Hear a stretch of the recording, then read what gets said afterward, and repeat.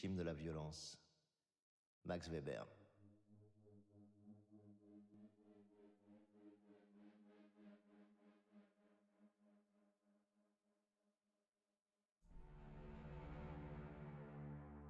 Amis de la police, amis du café, amis du punk rock, euh, on est au poste, on est au poste.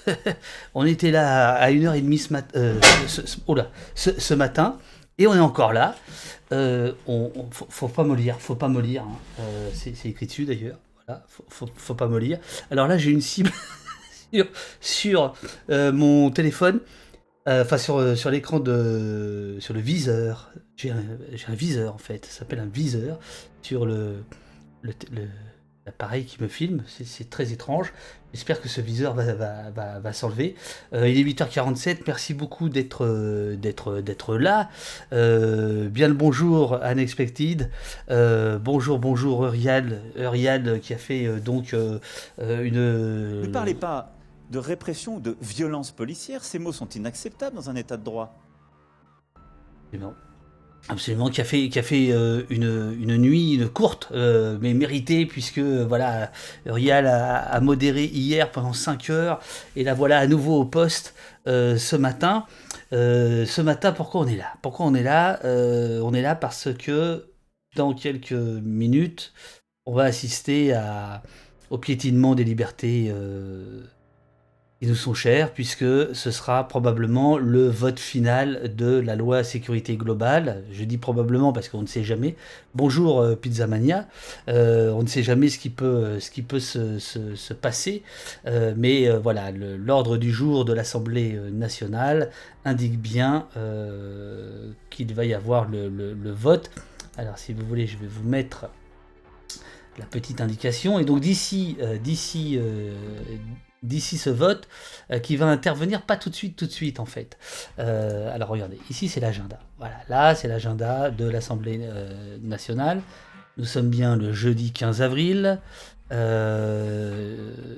est 8h48 et nous avons en première séance publique à partir de 9h, c'est-à-dire dans 12 minutes, un ordre du jour. Et cet ordre du jour prévoit différentes choses. On va peut-être pas tout écouter parce que on est plutôt là pour parler de la loi sécurité globale, mais au départ, il y a donc une discussion de projet de loi autorisant l'approbation de l'accord portant reconnaissance réciproque et échange des permis de conduire entre le gouvernement de la République française et le gouvernement du Qatar. On a la même chose avec la Chine, etc. Il y a des ratifications de partenariats stratégiques entre l'Union européenne, les États membres d'une part, le Japon d'autre part, tatati, tatater, tout un tas de choses qui, normalement, ça c'est des chambres d'enregistrement, ça passe très très vite.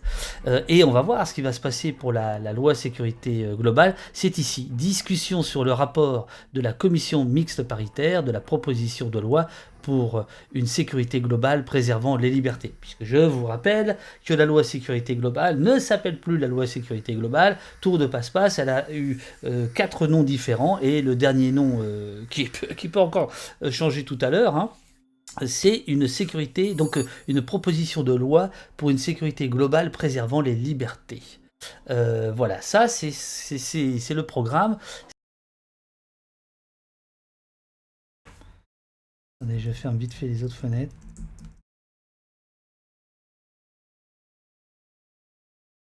Ok, où ce serait ça? C'est pas vrai. C'est pas vrai. Non, c'est pas ça. C'est pas vrai. C'est pas vrai. Allez. Ici, voilà. Présidente de la commission des lois, et vos deux rapporteurs ont consulté nombre de spécialistes, éminents experts en légistique, qui, bien évidemment, comme tous les experts qui se respectent, on le sait depuis le début de la crise sanitaire, n'étaient d'accord à peu près sur rien, si ce n'est l'intérêt de maintenir cet article, de l'intégrer au code pénal, plutôt qu'à la loi de 1881, et d'adapter les pénalités à celles de l'article 18 de la loi sur les respects de la République. Autant de prérequis respectés dans la rédaction des rapporteurs sénateurs. Il a donc été assez aisé, pour tout dire, assez rapide, de se mettre d'accord sur cette nouvelle version. Et je ne pourrais terminer sans remercier très chaleureusement ma co-rapporteure Alice Toureau, qui s'est tant investie dans cette belle aventure et à qui on doit largement, très largement, ce beau résultat. J'y ajoute tous les collaborateurs de l'Assemblée nationale et du groupe. Grand merci à eux, à leur incroyable compétence et disponibilité. Et pour finir, mes chers collègues, je propose qu'on décerne... Excellente intervention. J'ai nommé bien sûr les gardes champêtres. Il n'y a pas eu un député, il n'y a pas eu un sénateur qui n'ait reçu de leur part un mail ou une proposition d'amendement. Ils sont cités dans le RAID du texte ou presque. Ils le méritent bien car ils incarnent l'image sympathique et efficace de nos territoires et de notre ruralité.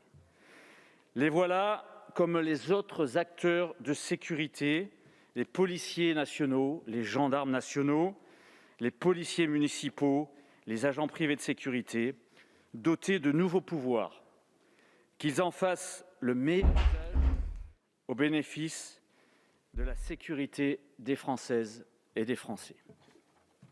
Je vous remercie. Finir sur les gardes champêtres, c'est un choix. Hein. Paritaire pour une durée de 5 minutes. Applaudissements. De quelle liberté s'agit-il?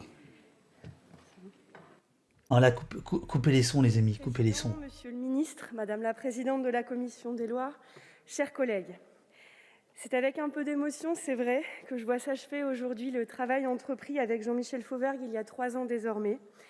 La commission mixte paritaire a été un succès et nous vous proposons d'en adopter les conclusions. Par beaucoup d'aspects, le travail du Sénat a respecté et enrichi les équilibres et les objectifs que nous avions fixés dans notre proposition de loi et votés en première lecture à l'Assemblée nationale. La CMP a donc été en mesure d'adopter les solutions d'un bon compromis dont je vais vous présenter les principales avancées. À l'article 6, nous avons réécrit l'obligation de remboursement des frais engagés pour la formation d'un policier municipal qui quitterait la commune avant la fin de son engagement de servir. Il s'agit ici de renforcer la responsabilisation individuelle. Pour ce qui concerne la sécurité privée ensuite, nous nous sommes entendus sur des rédactions très équilibrées. Je suis convaincue de la nécessité d'un décloisonnement entre les différents cercles de la sécurité et les dispositions que nous vous proposons posent les jalons d'une relation de confiance avec ce secteur de la sécurité privée. Je pense en particulier à celle encadrant la sous-traitance. Sur ce point, nous nous sommes appliqués à rechercher et à respecter un équilibre entre la nécessité d'encadrer mieux et la liberté d'entreprendre. Il s'agit de la première tentative du législateur de lutter contre les abus de la sous-traitance dans ce secteur, abus qui gangrènent toute une profession et qui précarisent nombre d'agents, auto-entrepreneurs pour la plupart. Je pense aussi à la publicité des sanctions les plus graves pouvant être prononcées par le Conseil national des activités privées de sécurité, ainsi qu'à l'aggravation de celles encourues en cas de violence commise à l'encontre des agents de sécurité privés. La CMP a principalement modifié 3 articles de ce titre sur la sécurité privée. À l'article 8 bis, elle a rétabli une disposition permettant au CNAPS de prononcer une sanction financière à l'encontre des salariés ayant manqué à leurs obligations légales ou déontologiques. La CMP a ensuite réécrit une partie de l'article 9 afin de prévoir la publication automatique de l'interdiction temporaire d'exercer sur le site du CNAPS. À l'article 10, concernant les obligations déontologiques relatives aux salariés, nous avons privilégié la rédaction consistant à laisser aux commissions locales le soin d'apprécier si les condamnations inscrites au casier judiciaire sont incompatibles avec l'exercice d'une fonction dans le secteur de la sécurité privée. D'autre part, sur la question des images et de la vidéoprotection, nous avons adopté en CMP un certain nombre de garanties que je trouve importantes. Nous avons eu... CMP, c'est commission mixte paritaire, c'est les sénateurs et les députés. J'y étais, comme vous le savez, clairement défavorable. Néanmoins, j'ai entendu les raisons qui conduisaient à envisager un autre choix. J'ai donc proposé une expérimentation davantage encadrée, mieux évaluée, sur le modèle de ce qui a été mis en œuvre à l'article 1. Toujours sur ce thème de la vidéoprotection, nous avons trouvé des versions de compromis pour les surveillances des immeubles et lieux de transport public. Nous allons dans le sens d'une plus grande efficacité dans le respect du droit et des libertés fondamentales.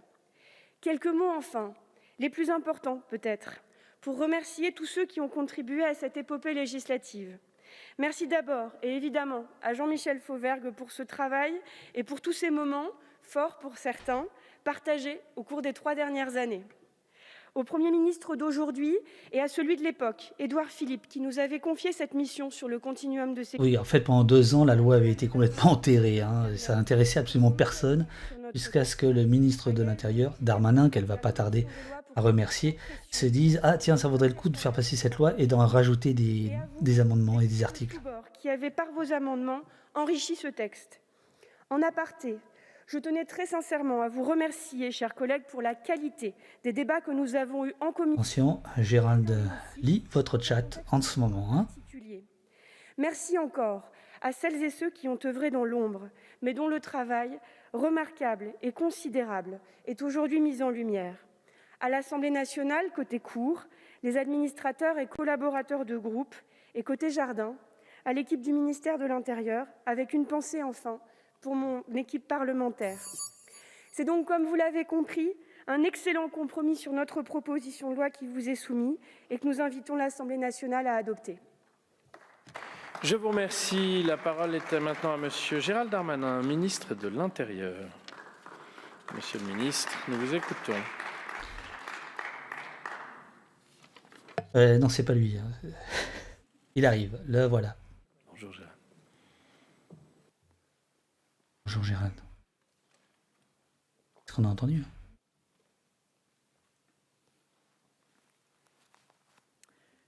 Monsieur le Président, Madame la rapporteure, Monsieur le rapporteur, Mesdames et Messieurs les députés, je voudrais moi aussi saluer le travail d'Union républicaine. Je vous le mets en grand. L'Assemblée et le Sénat, après de très nombreuses auditions qui ont préparé ce travail de grande qualité. Madame, Monsieur le rapporteur, je salue votre travail, votre équipe qui a travaillé évidemment sur ce texte, vous l'avez dit, qui vient de loin et qui avait comme philosophie finalement le bon sens, celui d'améliorer très concrètement le continuum de sécurité, le fait que chacun contribue à cette sécurité, même si bien sûr l'ordre public, les grandes compétences régaliennes restent et doivent rester l'apanage de l'État.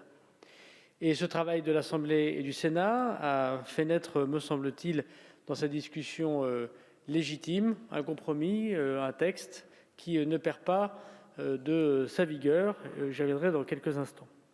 C'est un texte d'abord de confiance. Confiance dans les maires qui ont le pouvoir de police municipale et donc confiance dans leurs agents, les agents de police municipale. C'est au fichier, possibilité d'avoir des compétences qui relèvent du pouvoir judiciaire encadrées par celui-ci, actions plus concrètes sur le terrain, on pense notamment à ces idées que nous avons eues pendant le débat, l'utilisation des sticks, par exemple, sur les contrôles routiers, qui n'étaient pas possibles par les polices municipales alors qu'elles font des contrôles routiers. C'est la confiance dans les maires de notre pays qui, les premiers, contribuent par leur renseignement, par leur information, par leur action, par l'explication, par le travail qu'ils ont en direct avec la gendarmerie ou la police nationale à établir cette sécurité de nos concitoyens.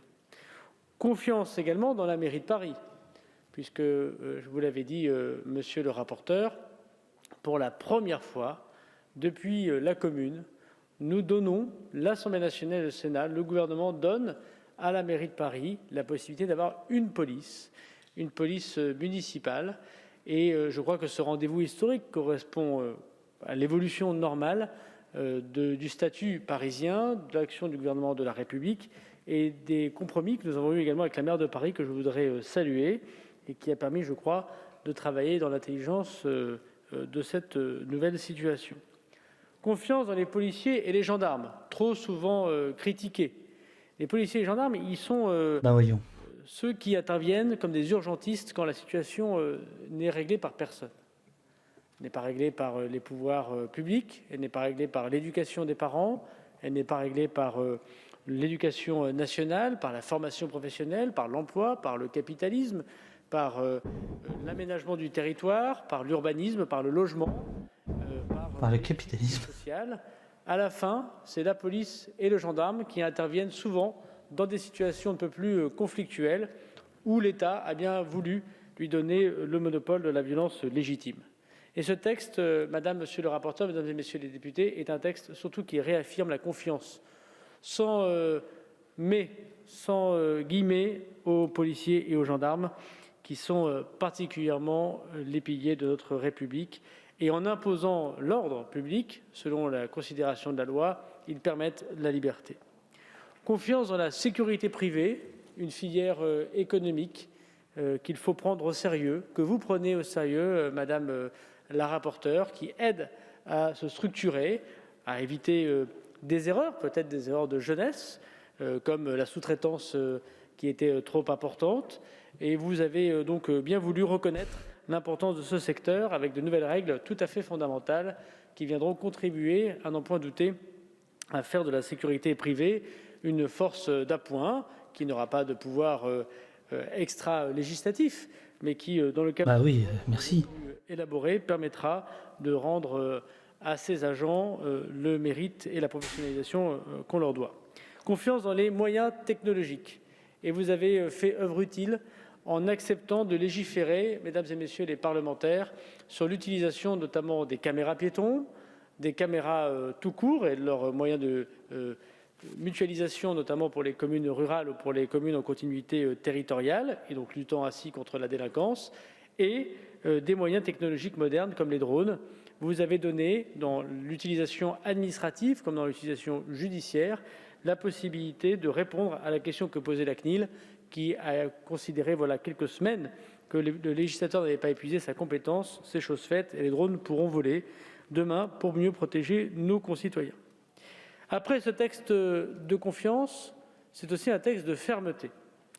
Fermeté contre les comportements irresponsables sur la route, puisque nous simplifions énormément de choses dans les contrôles contre l'utilisation des stupéfiants et d'alcool dans le fonctionnement de ces délits routiers qui, chaque jour, chaque semaine, chaque mois, chaque année, tuent bien trop, bien sûr, de personnes et viennent saccager la vie de familles entières. Je crois que les œuvres de simplification législative seront très utiles et nous avons concrètement sauvé des vies par le vote de cette loi.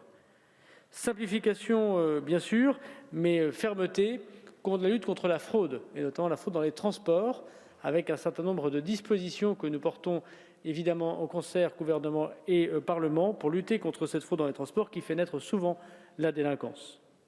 Fermeté également contre les attaques contre ces policiers et ces gendarmes, je pense aux mortiers que nous encadrons. Trop de faits divers montrent que les commissariats, les brigades de gendarmerie, les policiers et les gendarmes sont attaqués par ces mortiers et vous avez fait œuvre utile en les pénalisant, non seulement dans leur arme par destination, mais aussi dans leur vente. Et puis, je voudrais le dire ici, fermeté contre les comportements irresponsables d'une minorité, bien sûr, Attention. une population très agissante contre les policiers et les gendarmes. Bien sûr, l'article 24 a fait naître du bruit, parfois de la fureur ou de l'incompréhension. Mais je suis très heureux de pouvoir constater qu'à la fin de ces discussions parlementaires, cet article 24 existe et existe toujours, qui vise à protéger les policiers et les gendarmes. Et pas plus tard que cette nuit, nous avons découvert à Épinay comment, Monsieur le Président, je sais qu'il n'est pas de coutume de pouvoir désigner des documents, mais chacun pourra le constater, sur des halls d'immeubles, on peut mettre des photos de policiers mariés avec leur épouse sur les devants des halls d'immeubles où on fait du deal pour leur dire « nous savons qui vous êtes, nous connaissons votre famille » et ainsi faire, si ce n'est de la provocation, au moins une menace clairement établie. Je veux dire à quel point ces comportements de divulgation de l'identité personnelle, de la vie personnelle de ces policiers, de ces gendarmes, mettant en avant leurs proches, leurs photos personnelles, leur identification, qu'elle soit là sur un support physique ou sur Internet, comme on l'a déjà largement évoqué dans le débat, est une honte pour la République de ne pas protéger ces policiers et ces gendarmes. Et je voudrais en profiter aujourd'hui pour condamner évidemment ces actes tout à fait répréhensibles. Je voudrais redire qu'il y a déjà tout dans la loi pour ça.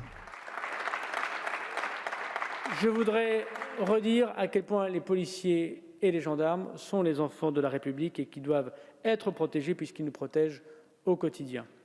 Et par le vote de ce texte, avec un compromis, je crois, intelligent fait avec le Sénat, nous aurons désormais la possibilité de pouvoir poursuivre de la manière la plus efficaces possible tous ceux qui veulent menacer ces policiers et ces gendarmes. Oui, la sécurité de nos concitoyens est un beau mot. Oui, la sécurité permet la liberté. Non, la sécurité n'est pas celle demandée par le gouvernement. La police n'est pas la police du gouvernement, mais bien la police de la République et qui applique la loi que le législateur a bien voulu mettre en place à la suite des élections libres et transparentes. Ah, on sent qu'il y a dans le cabinet du ministère l'intériorisation des critiques À notre gendarmerie, sur le fait que la police ne serait pas au service du public, mais de l'État. les autres services, la police municipale, la sécurité privée, les élus de la République, alors nous allons fragiliser notre système institutionnel et démocratique qui a fait de la France, malgré ses difficultés historiques, l'un des plus grands et des plus beaux pays du monde. Madame, Monsieur le rapporteur, Mesdames et Messieurs les députés, je suis très heureux, très fier du travail que nous avons accompli ensemble et je voudrais une fois encore saluer à la fois l'intérêt général qui a guidé à ce compromis politique et l'efficacité avec laquelle nous allons appliquer la loi de la République puisque les décrets d'application sont en train d'être rédigés en attendant le vote définitif des parlementaires. Je vous remercie, Monsieur le Ministre. J'ai reçu de Monsieur Jean-Luc Mélenchon et des membres du groupe de la France Insoumise une motion de rejet préalable déposée en application de l'article 91, alinéa 5 du règlement. La parole est à Monsieur Hugo Bernalicis pour une durée maximale de 10 minutes. Donc, on a entendu un Darmanin, évidemment, il y a énormément de choses à dire. Vous êtes en train déjà de commenter beaucoup, je ne commente pas vos commentaires. On est bien d'accord. Mais effectivement, c'est pas du jeu, quoi. C'est pas du jeu de sortir une affichette sortie du chapeau de la nuit pour justifier une loi liberticide. Et surtout, c'est un non-sens, puisque cette loi, cet article 24 était destiné aux réseaux sociaux, et là, on nous sort autre chose, quoi. Voilà, on nous sort une affiche. On écoute Hugo Bernalicis, donc de la France Insoumise, qui est le spécialiste des questions police-justice à la France Insoumise. Il avait changé de nom pour s'appeler désormais Nouveau Pacte de sécurité respectueuse des libertés. Je sais que vous l'avez rechangé, mais on a vu qu'il ne s'appelle plus sécurité globale. J'ai noté au passage effectivement qu'avec une certaine forme de malice, il avait changé de nom pour s'appeler désormais Nouveau Pacte de sécurité respectueuse des libertés. Rechangé. Mais on a vu quand même là la volonté de se dire que ça devrait nous mettre la puce à l'oreille. Se dire, mais pourquoi a-t-on voulu parler de sécurité respectueuse des libertés? C'est parce que c'est le sujet central, les images en question. Parce que l'objectif de votre texte, il est double. L'objectif initial de cette proposition de loi, je retire les articles ajoutés à la demande du ministre, il est bien de brouiller les différences entre police municipale, police nationale et agents de sécurité privée dans ce que vous appelez continuum de sécurité. Là où nous aurions besoin en réalité de coordination et de missions clairement définies et séparées.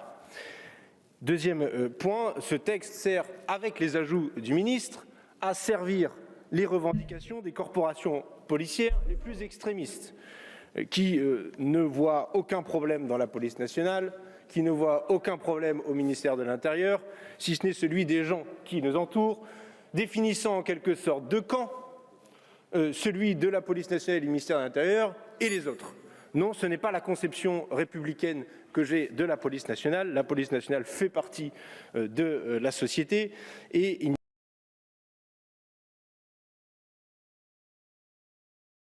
Bon, ça vient de l'Assemblée. Je dois dire que des fois, l'application de la loi peut paraître un peu étrange. Par exemple, j'ai souvenir qu'il y a quelque peu, le préfet de police, parce que la loi lui autorise, a interdit une manifestation juste à côté de cet hémicycle. Ce qui a eu pour conséquence, Monsieur le Ministre, d'aller verbaliser des parlementaires, alors même pas celui de la France Insoumise, qui est quand même franchement injuste parce qu'il y en avait un, et des policiers qui l'empêchent de passer. Je n'ai vu aucune espèce d'explication du ministre, aucune espèce d'excuse, si ce n'est le rappel du président de l'Assemblée nationale. Il a interdit la manifestation, ce préfet, parce que la loi le lui permet. Mais la loi dit aussi qu'on ne peut pas tout interdire comme on veut, et qu'il y a des recours possibles. Donc il a fallu aller au Conseil d'État, au tribunal administratif, qui a annulé l'interdiction de manifester, qui a annulé l'interdiction de manifester, montrant que finalement ceux qui étaient là et qui se rassemblaient pacifiquement avaient bien raison de le faire. Donc j'adjure qu'on regarde de très près ce qu'on va voter, parce que l'application concrète derrière, elle peut aboutir à ce genre de circonstances et de situations où on voit bien qu'il y a là des marges de progression pour avoir une police nationale républicaine, à défaut d'avoir un ministre qui en soit convaincu. Évidemment, c'est un texte d'escalade, puisqu'on voit que nous sommes absolument là pour renforcer des moyens de répression envers les Françaises et les Français. Et il ne faut pas craindre les gens ou le peuple. Ce n'est pas ça l'objectif politique qu'on devrait s'assigner. D'ailleurs, vu les manifestations qui se sont déroulées, massives, nombreuses, alors qu'il y a un confinement, une pandémie, etc., vous vous êtes dit « Ah zut, il faudrait peut-être que je relance un Beauvau de la sécurité parce qu'il doit y avoir un problème auquel ce texte ne répond pas. » Non, il ne répond pas aux problèmes fondamentaux et centraux auxquels sont confrontés les policières et les policiers et les citoyens en règle générale. Alors, j'ai vu que l'article 24 avait été modifié. On dit « Ça y est, c'est respectueux ». Comment c'était le texte déjà? Le titre « Respectueux des libertés pour un nouveau pacte de sécurité ». Franchement, passer de 1 an de prison et 45 000 € d'amende à 5 ans de prison et 75 000 € d'amende pour à peu près la même chose, je ne sais pas si c'est plus respectueux. Et je vois qu'en le passant dans le code pénal, la situation reste la même. Un policier, sur sa propre analyse, en manifestation, pourra procéder à une garde à vue, interpeller la personne, confisquer le matériel et procéder à une garde à vue. Sans doute que la justice le libérera derrière, je l'espère, puisque dans bien des cas, il n'y a absolument aucune provocation. Quant à ce que vous nous expliquez, Monsieur le ministre, vous avez montré une image juste avant, indiquant que des photos de policiers et de leurs compagnons ou compagnes étaient affichées sur des halls d'immeubles pour les intimider. Ah, je le condamne fermement, évidemment. Mais ce que je condamne, Monsieur le ministre, c'est que vous ne trouvez rien à faire en la circonstance. Il va falloir attendre qu'on vote ce texte pour que vous agissiez, pour que vous protégiez les policières et les policiers en question. C'est ça que vous êtes en train de dire? Bien sûr que vous ne le dites pas, Monsieur le ministre. Pourquoi vous ne le dites pas? Parce qu'en l'état de la loi, vous avez les moyens d'agir.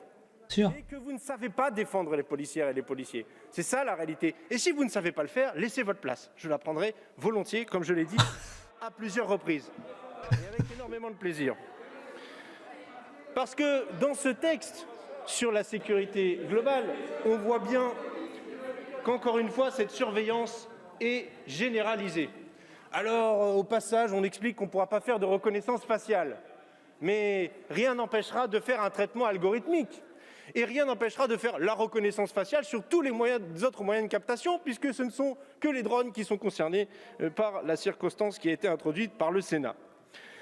Évidemment, je ne peux pas m'arrêter en si bon chemin en voyant qu'il y avait une légère modification de l'article 15 de cette proposition de loi initiale qui prévoit qu'un policier à la retraite puisse cumuler intégralement des rémunérations dans le secteur privé, de la sécurité privée en l'occurrence, à la différence de tous les autres fonctionnaires. Extraordinaire, quel privilège! Je vois que le collègue Jean-Michel Fauvergue, finalement, s'assure une retraite des plus intéressantes. Il faut quand même le dire, il y est censé avoir un registre de déport à l'Assemblée nationale, quand on peut être soi-même concerné par une mesure, pour ne pas la voter et dire « attendez, ça pourrait me concerner, je me mets à l'écart ». Bon, je vois que la déontologie n'est pas le cœur finalement de ce texte. Et c'est bien malheureux. S'il vous plaît. Je vous ferai un rappel au règlement ensuite, monsieur le rapporteur. Quelle est la police que nous voulons? Nous voulons que la police ait confiance dans les citoyens et que les citoyens aient confiance dans la police. Mais pour que les policiers et les policières soient respectés, il faut qu'ils soient respectables eux-mêmes. Ce n'est pas moi qui l'a dit, le ministre l'a déjà dit, et d'autres collègues ici sur les bancs l'ont dit, notamment après l'affaire Zecler, qui avait choqué et qui continue de choquer la France entière. C'est pourquoi, si vous voulez aller jusqu'au bout du brouillage des missions entre la police municipale et la police nationale, par exemple, Nous proposons de fusionner et d'intégrer la police municipale à la police nationale pour déployer sur tout le territoire une police nationale républicaine de proximité, remettre de l'îlotage, remettre des commissariats de proximité et avoir de la sorte aussi un nombre de policières et de policiers qui soient en adéquation avec les problématiques. Pour Princesse Patate, c'est l'idée que les policiers pourront cumuler leur retraite et un autre travail au moment de la retraite. Les problématiques et le droit à la sécurité semblent assez égal, en tout cas du point de vue des citoyennes et des citoyens. Mais ce n'est pas ce que vous faites. Nous proposons également d'en finir, alors ça me fait bizarre de dire ça, mais d'en finir avec la politique du chiffre. Je dis ça fait bizarre de dire ça parce que ça fait 5 ministres que je vois passer qui me disent que la politique du chiffre est terminée. Et pourtant, ah oui, vous n'avez rien dit, monsieur le ministre. Vous faites bien de le dire que vous n'avez rien dit, puisque vous avez remis au goût du jour la politique du chiffre avec la publication mensuelle des chiffres. Bon, alors des fois, c'est pas très glorieux, mais parce qu'en fait, quand la délinquance monte, vous dites « Ah, il me faut plus de moyens pour la poursuivre », c'est jamais de votre faute. Hein. Et quand elle baisse, c'est grâce à vous. Quand même étrange comme situation politique. Vous avez bon à tous les coups. C'est malin. Non, mais je le reconnais, c'est malin. Mais il faut en finir avec cette politique du chiffre qui gangrène l'activité policière. Je demandais à des policiers pourquoi ils passent systématiquement les gens en garde à vue et qu'ils ne font pas des auditions libres. Ils me disent bah, « Monsieur le député, on fait des gardes à vue parce que ça nous fait un bâton et que c'est comptabilisé dans l'activité policière. Sinon, on a l'impression qu'on fait rien. » Voilà où on en est rendu de cette politique du chiffre. Il faudra dissoudre l'IGPN pour avoir un vrai contrôle de la police nationale dans l'intérêt de la police nationale, comme c'est le cas en Angleterre. Et c'est un modèle qui est intéressant à creuser et pourquoi pas à décliner ici en France. Il faudra dissoudre les BAC. Il y a un procès en ce moment qui s'ouvre sur les brigades anticriminalité. Et dissoudre les BAC nous permettront de renforcer les effectifs de police judiciaire pour faire des enquêtes sous le contrôle des magistrats, car c'est ça la meilleure garantie démocratique du respect des libertés. Je vous remercie. Je vois que dans le chat, c'était assez animé. Bon, moi, l'idée, c'est là, à titre perso, c'est pas de compter les points entre l'un et l'autre. Donc là, je pense qu'il fait un rappel au règlement. Merci, Monsieur le Président. Oui, c'est un rappel au règlement. Donc voilà, donc là c'est des trucs entre eux, oui c'est pas bien d'avoir dit ça, de m'attaquer injustement, tatati tatata. Donc effectivement c'est un peu dommage parce que tout d'un coup ça personnifie les choses. Néanmoins Bernalicis a quand même rappelé des choses importantes sur le rôle de la police et sa nature, sur la relation police-population, etc. Sur la question de l'IGPN et de sa, il a même pas parlé de réforme, je crois qu'il a dit qu'il fallait si, il a dit réformer ou voilà. Donc ce que je note, c'est que Darmanin, bon là, attaquer le texte, arrêtez d'attaquer les gens, parce que c'est votre système d'interprétation de la démocratie à vous, Monsieur Bernalicis, et à vous, la France insoumise, que d'attaquer directement les gens et de les dénoncer, et en particulier dissolution, à tous les journaux pour les traîner dans la boue. Vous êtes des extrémistes, Monsieur Bernalicis, et vous avez été mauvais, et vous êtes un extrémiste. Bon, c'est pas terrible quand même, c'est pas terrible ces échanges-là. Je veux dire que les mecs, ils sont en train de... Parce que c'est les mecs, là. Hein, ils sont en train de piétiner les libertés, joyeusement d'un côté, et puis de l'autre, bon voilà, on s'en fout un peu quoi, de leur histoire d'ego, c'est pas la question. Par ailleurs... D'avoir des attaques ad hominem contre un collègue, des attaques de cette nature... Et je demande simplement aux collègues de la France insoumise de présenter leurs excuses. Ça les changera un peu. Je vous remercie. Bien, nous revenons au fil de nos débats. Monsieur... Ouais, ce serait bien. Ouais. Là, vraiment, on est dans la... Ouais, je suis d'accord. Cours de récré. Enfin, je veux dire, c'est pas la hauteur des enjeux. Monsieur le Président, je m'excuse d'avoir pointé du doigt une situation de conflit d'intérêts. Vraiment, bref. Vraiment ce serait dommage de ne pas l'avoir fait. Bien. Revenons au fil de nos débats. Nous étions sur une motion de rejet préalable. Monsieur le ministre, souhaitiez-vous intervenir sur cette motion de rejet préalable? Pas particulièrement. Monsieur le rapporteur, vous souhaitiez intervenir? Pas particulièrement. Je vous propose explication de vote. Alors, sur la motion de rejet, monsieur Rebeyrotte.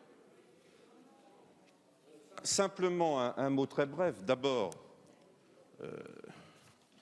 pour souligner tout le travail qui a été fait sur ce texte. Parce que présenter une motion préalable. Ah, et les mecs, vous êtes élus pour ça. Mais le texte n'a pas été assez travaillé. Il nous faudra encore du temps pour... Le texte a été travaillé parce qu'il a été critiqué, parce qu'il y a eu 500 000 personnes dans la rue, et que donc là, ça s'est un peu vu que ça n'avait pas été bossé. Des heures de travail en commission, des heures de travail... Et c'est le boulot, mec. Ici à l'Assemblée, le moins qu'on puisse dire, jusqu'à une commission d'ailleurs mixte paritaire qui a été pour le moins chargée et exigeante, le moins qu'on puisse dire, c'est que ce texte a été débattu et moi je veux saluer les deux rapporteurs. Leur travail honore l'Assemblée nationale. C'est une proposition de loi.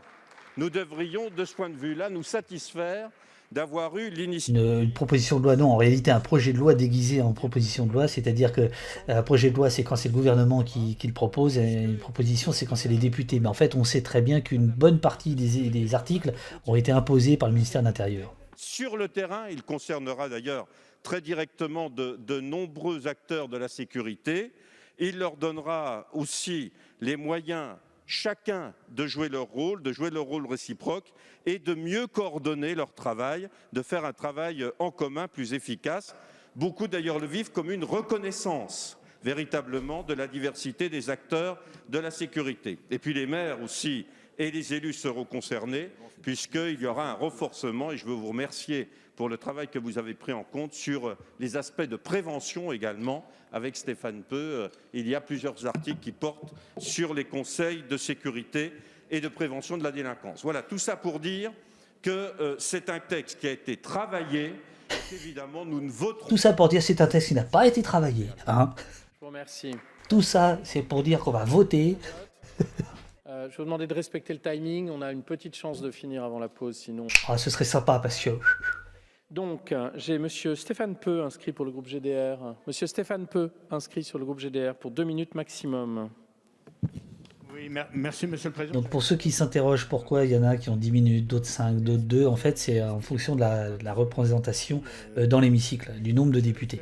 Volontiers, parce que je partage pas, enfin c'est pas une surprise, ici moi je suis pas... Là le synthé est mauvais, hein, c'est plus Ribérotte là. Collègue Bernalicis, je suis préoccupé depuis très longtemps, comme quelqu'un qui a été un élu local pendant de longues années dans un territoire qui est parfois présenté comme, à juste titre d'ailleurs, comme un territoire compliqué du point de vue de la sécurité. Je suis très préoccupé par la dégradation de la relation entre la police et la population d'une part, et puis de la dégradation des missions de police.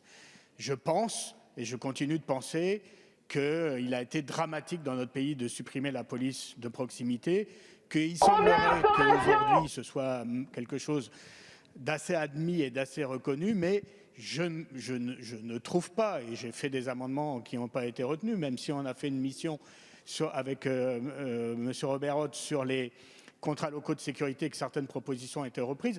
Moi, je m'inquiète du transfert et de la montée en puissance des polices municipales non encadrées avec des missions qui sont très différentes d'un territoire à l'autre, pas seulement en fonction du point de vue des maires, mais aussi parfois et souvent en fonction des différentiels de moyens entre les communes, avec le risque d'avoir une police des riches et une police des pauvres, pour faire très simple. Et je m'inquiète également de la montée en puissance de la sécurité privée. Je le dis, c'est le secteur, on est en train d'ubériser la sécurité publique. S'il y a un sujet très important, très important, ce qui vient d'être dit, qui ne souffre pas la précarité du travail, qui ne souffre pas les gens qui sont borderline avec le droit du travail et avec le droit tout court parfois, c'est bien celui de la sécurité publique. Et donc, pour toutes ces raisons, je trouve que ce texte n'est pas bon. Je l'expliquerai plus longuement tout à l'heure. Et donc, je voterai la motion de rejet préalable, mais pour ces raisons. Je vous remercie. Monsieur Mdinger pour le groupe LR. Donc c'est un communiste de mémoire, je crois qu'il il a été maire de Saint-Denis, semble-t-il. Vérifier. Les Républicains, nous voterons contre la motion de rejet. J'aurais assez envie de dire que c'est quasiment irresponsable de proposer une telle motion, tant la situation, tant les attentes du pays sont fortes en matière de sécurité, tant il s'agit d'urgence. Alors évidemment, on regrette, on l'a dit tout au long des débats, que ce texte n'aille pas suffisamment loin. Non, maire adjoint de Saint-Denis. Néanmoins, il vient ici ou là renforcer les différents maillons de la grande chaîne de la sécurité. Sur certains points, on l'avait dit pendant les débats, on aurait bien voulu quelques pouvoirs supplémentaires pour les policiers municipaux. Je ne reviens pas là-dessus. Il y a une vraie urgence, et nous le savons, et vous le savez, Monsieur le Ministre, mais il faut encore plus le prendre en considération, de sécurité dans nos quartiers, dans nos villes. On constate fortement une dégradation, et je peux citer de nombreux cas de rodéo dont on a parlé pendant le texte, qui ne sont pas suffisamment pris en considération, de rodéo dans les villes, de mariages qui dégénèrent. L'attente de nos concitoyens est forte. Ce texte ne va pas assez loin. Il s'agit néanmoins d'une avancée qu'il faut reconnaître. Et comme nous sommes dans une position constructive et notamment très à l'affût sur ces questions de sécurité, eh bien, c'est la raison pour laquelle nous ne voterons pas cette motion de rejet. Je vous remercie. Madame Florennes, pour le Mouvement démocrate et démocrates apparentés. Merci, Monsieur le Président. Alors nous, je vais être claire dès le départ, évidemment on votera contre cette motion de rejet parce qu'on pense ce texte, et nous avons déjà eu l'occasion de l'exprimer, tout à fait utile pour nos forces de l'ordre parce qu'il va les aider, les soutenir dans leur action quotidienne. Vous l'avez redit, Madame et Monsieur le rapporteur, et on viendra, j'espère, dans la discussion générale si votre motion de rejet est rejetée, ce que je souhaite. Puis parce que c'est simple, notre groupe démocrate, permettez-nous en tout cas de l'exprimer, doute de la réelle volonté et surtout de la clarté du soutien des députés de la France Insoumise aux forces de l'ordre. Les différents faits d'actualité nous montrent et nous permettent en tout cas réellement d'en douter, et plus que ça, nous inquiètent. Donc, Monsieur Bernalicis, non, nous ne voulons pas de vos propositions dans ce domaine, et parce qu'elles sont inquiétantes pour la cohésion de notre société. En revanche, nous avons confiance en notre majorité, nous faisons confiance dans le travail qui a été remarquable de nos rapporteurs, et bien entendu, nous avons confiance dans notre ministre qui travaille sur ce sujet depuis de nombreux mois avec nous. Merci. S'il vous plaît. Je vous remercie, Madame Florennes. La parole est maintenant à Madame Karamanlis pour le groupe socialiste. C'est un assez mauvais procès qui est fait à Bernalicis, parce que Bernalicis, il est pour la police. Enfin, je veux dire, il n'est pas contre la police. Il critique les grandes directives, mais il critique pas forcément la police. Des propos utilisés par nos collègues qu'on peut toujours ne pas forcément toujours partager. Mais il faut rappeler qu'on est là par rapport à un texte qu'on a rappelé depuis le début de cet examen, que c'était sur la forme déjà, manque de suffisamment d'analyse. Oui, c'est ça, Agenard 38, c'est que là, on entend bien ceux qui sont favorables à ce texte, qui en gros, enfin, ce qui est quand même intéressant à voir là, c'est la soumission du politique face à la police, alors que ça devrait être la gendarmerie à minima égal. Et là, il y a une soumission. Et dès lors qu'on critique la police, on est dans le camp de l'anti-France, de l'anti-tout. Les polices municipales sans forcément avoir les moyens pour pouvoir le faire. Donc je crois que nous ici, le groupe, à la fois conjugue la responsabilité, parce que nous avons été longuement aussi sur des responsabilités locales et nationales, mais aussi nous demandons à ce que ce texte puisse être étudié non seulement différemment sur la forme, mais aussi sur le fond, qui n'a pas abordé et qui n'a pas apporté aujourd'hui les réponses dignes de ce nom, et que la police elle-même nous réclame quand nous sommes sur le terrain. Donc nous soutiendrons la motion, et j'aurai l'occasion tout à l'heure de rappeler sur le fond ce que nous attendions sur ce texte à trouver qu'on n'a pas trouvé. Je vous remercie. Madame Dumas pour le groupe Liberté et Territoire. On a trouvé qu'on n'a pas trouvé. Monsieur le Président, notre groupe ne votera pas en faveur de cette motion de rejet. Nous pensons qu'il y a dans ce texte des avancées qui permettent effectivement aux forces de l'ordre de mieux travailler et également d'encadrer ce travail et donc de protéger les Françaises et les Français. Mais ce qui ne veut pas dire non plus que nous voterons ce texte, et j'aurai l'occasion évidemment de l'exprimer prochainement. Je vous remercie. Nous avons donc tous les groupes qui souhaitaient s'exprimer ont pu le faire. Je vous propose sur cette motion de rejet préalable de passer au vote. Je vous rappelle que c'est un scrutin public. Je rappelle que c'est un scrutin public, hein, ça veut dire qu'on vous regarde voter. Vous avez regagné vos places. Donc on n'a pas de doute sur l'issue. Le rejet sera rejeté. Le scrutin est clos. 97 votants, 94 exprimés, pour 20, contre 74. Elle est donc rejetée. Nous pourrons passer à la discussion générale, en commençant par Madame Frédérique Dumas pour une durée de 5 minutes maximum.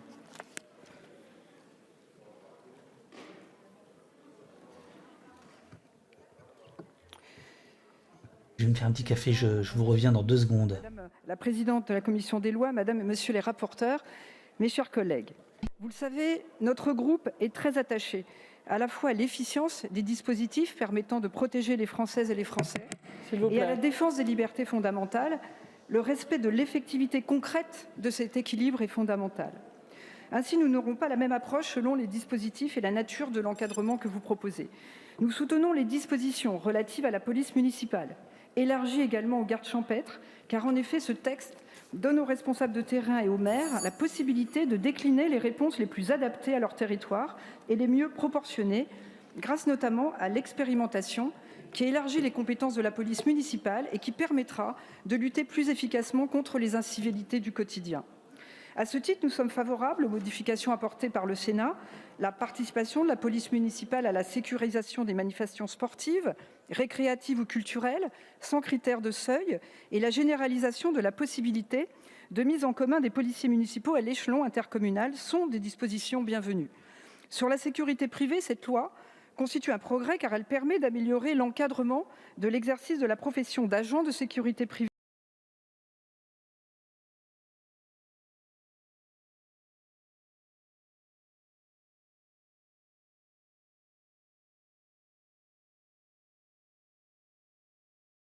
Que les agents de sécurité privée ne répondent absolument pas aux mêmes contraintes légales et de formation que les forces de l'ordre public.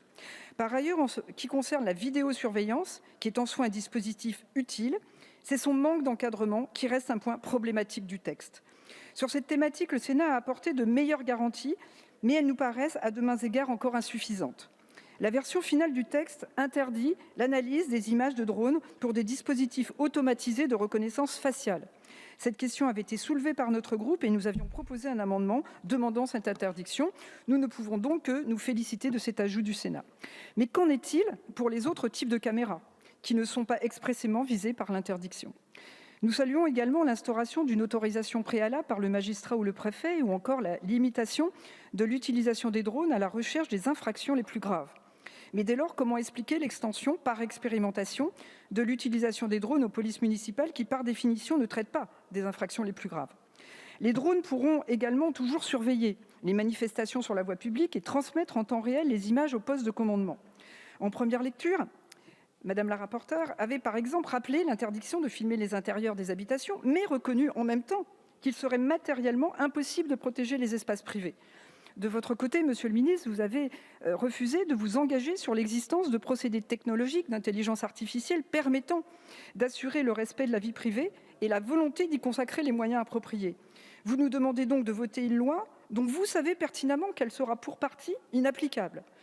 L'utilité des caméras piétons est indiscutable, mais ces images filmées par les forces de l'ordre peuvent avoir pour finalité d'être un outil de communication discuté, en tout cas aux États-Unis, en vue d'établir une vérité. Le Sénat a ainsi supprimé la possibilité pour les forces de l'ordre de diffuser directement au public leurs images d'intervention, ce qui était l'une de nos demandes.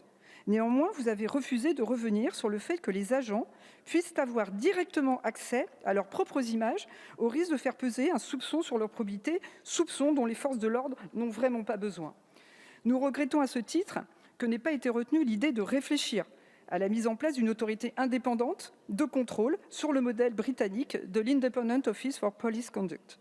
Ce type d'institution permettrait à la fois de donner les moyens aux forces de l'ordre de travailler et aux citoyens d'être rassurés sur les conditions d'emploi de ces moyens, donc d'établir la confiance. Non, pas d'être rassuré, de contrôler la police. C'est pas la même chose. Être rassuré, c'est après le contrôle, en fonction de ce qu'on trouve. L'identification d'un policier ou gendarme en opération est néanmoins prévue dans le code pénal.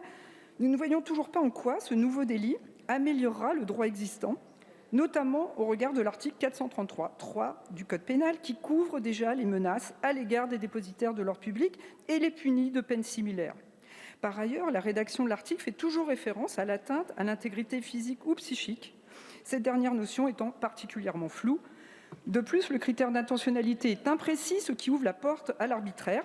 Cet article, qui va entrer en concurrence avec l'article 18 du projet de loi Principe de la République, aurait dû être tout bonnement supprimé, et vous le savez. En définitive, des précisions bienvenues ont été apportées par un Sénat qui s'est montré encore une fois plus vigilant que la majorité de l'Assemblée sur les questions de droit et donc en conséquence sur l'opérationnalité des dispositifs. Cependant, certaines dispositions, en particulier l'absence d'encadrement de la vidéosurveillance, constituent en l'état des atteintes disproportionnées aux libertés fondamentales. Ainsi, malgré notre soutien sur cet article, notre groupe votera de nouveau majoritairement contre ce texte qui, dans les faits, ne correspond pas à son nouveau titre. Je vous remercie, Madame Dumas. Nous passons à l'intervention de M. Alexis Corbière pour la France Insoumise, pour 5 minutes maximum. Ça va être dur, hein. Ça va être dur. Monsieur le Président, Monsieur le Ministre, mes chers collègues, d'abord un point de méthode. Hier, à la Commission des lois, à propos d'un texte que nous présentions pour renforcer la souveraineté populaire, il m'a été répondu que pour des contraintes de calendrier, tout cela arrivait trop tard. On a parfois le sentiment qu'il est toujours trop tard pour trouver le temps d'adopter des textes et discuter des textes qui, une fois de plus, donneraient plus de pouvoir d'intervention citoyenne, mais il est toujours temps, selon nous, de voter des textes qui finalement réduisent les libertés publiques. Et il y a là, dans la forme du fond, bien évidemment. Nous pensons, cela a été dit assez brillamment tout à l'heure par mon collègue Ugo Bernalicis, votre gouvernement aura un bilan en matière de réduction des libertés publiques assez significatif. Après 2 ans après le mouvement des Gilets jaunes, quel est le bilan? 3000 condamnations, 32 personnes éborgnées, 5 mains arrachées. Et vous souhaitez, non pas prendre la mesure terrible de pourquoi, alors aucun mouvement social qui sont nombreux dans notre pays n'avait connu un tel bilan. Comment sommes-nous arrivés là? C'était un texte qui, dites-vous, protégerait davantage les policiers, sans doute non pas pour protéger une profession indispensable, mais pour, tel que ça a été dit, répondre uniquement aux impératifs d'organisations corporatistes qui, selon moi, de plus déforment le beau métier de policier. Ce qu'il faut à tous ces problèmes, c'est une réponse politique. Et clairement, il faut reforger les citoyens et leur police. Et je le dis, ce texte n'est pas un texte de sécurité globale, mais au contraire un texte d'insécurité globale. Car il jette de plus en plus une suspicion sur le rôle de la police. Il donne le sentiment que ce service public, indispensable, ne peut être soumis à aucune critique citoyenne, que sitôt qu'un fonctionnaire de police fait un acte, même si cet acte est répréhensible, on ne peut quasiment pas en discuter et quiconque voudrait poser le débat serait qualifié comme étant un anti-flic. Oui, Monsieur le Ministre, ce texte est surplombé par cette vision. En pleine crise sanitaire, alors que nous avons subi une pénurie de masques, de blouses, qu'au niveau des vaccins, nous ne sommes pas au nombre qu'il serait nécessaire, qu'il y ait des priorités matérielles, votre ministère, par contre, a commandé 170 000 munitions de LBD. 586 micro-drones du quotidien ont été commandés pour un montant de 4 millions d'euros. Cette priorité démontre aussi la façon dont vous entendez prendre le problème. Dis-moi quelles sont tes priorités, je te dirai qui tu es politiquement. Je vous le dis avec force, il ne s'agit pas ici d'opposer deux camps, la police d'un côté, la population de l'autre. Mais critiquer cette fuite en avant répressive du gouvernement remet en cause le travail des policiers, c'est à eux que je pense. Ce n'est pas un texte de fermeté, Monsieur le Ministre, c'est un texte de fermeture du débat sur aujourd'hui le rôle de la police et les conditions dans lesquelles elle travaille. Pourquoi ne pas avoir, par exemple, répondu à notre demande de commission d'enquête sur la vague de suicides dans la police déposée par votre serviteur en 2018 ? Pourquoi ne pas recruter 10 000 policiers qui sont indispensables ? Pourquoi, par exemple, alors qu'ici, à l'occasion d'un autre débat qui nous avait passionnés tous les deux, Monsieur le Ministre, vous m'aviez dit dans une tribune qu'il y avait une situation extrêmement grave dans ma circonscription. Alors pourquoi, s'il y a une situation extrêmement grave, avez-vous supprimé 24 postes de policiers depuis 3 ans au commissariat de Montreuil? Pourquoi avoir supprimé 22 postes de policiers au commissariat des Lilas? Il y a moins d'effectifs sur le terrain, moins de terrain. Et c'est ça qui constitue cette insécurité globale, une absence de moyens. La vérité, c'est que la sécurité, quand on est républicain, concerne aussi la question sociale, l'emploi, Y a-t-il une sécurité lorsque précisément vous allez mettre en place une réforme terrible qui va augmenter le nombre de chômeurs qui verront leur indemnité de chômage baisser? Y a-t-il une sécurité globale quand vous n'assurez pas une sécurité alimentaire pour beaucoup de ménages et que les aides que vous avez apportées sont insuffisantes? Y a-t-il une sécurité quand il n'y a pas de sécurité sanitaire? Quel est le plan de relance du pôle public du médicament, etc., etc. Je pourrais aussi développer concernant la sécurité environnementale. Je le dis, le droit à la sûreté est un droit républicain, mais il est lié à un ordre social juste. Et le problème, il ne s'agit pas de faire des policiers les médecins qui vont sur le terrain pour soigner la fièvre que vous déclenchez, sans quoi nous exposons nos policiers à des tâches qui ne sont plus les leurs. Défendre la sécurité globale et la sécurité républicaine, ça commence par défendre les idées républicaines, celles de liberté, d'égalité et fraternité. Ne laissez pas la police garantir un ordre quand vous fabriquez du désordre. Et c'est ça le sens de votre texte, c'est qu'il donne, selon nous, un rôle à nos policiers qui n'est pas la fonction républicaine que nous leur donnons. Donnez-leur des moyens, mais ne les transformez pas en des oppositions à notre peuple quand il se mobilise pour plus de justice. Je vous remercie. Je vous remercie, Monsieur Corbière. La parole est à Monsieur Stéphane Peu pour la Gauche démocrate et républicaine.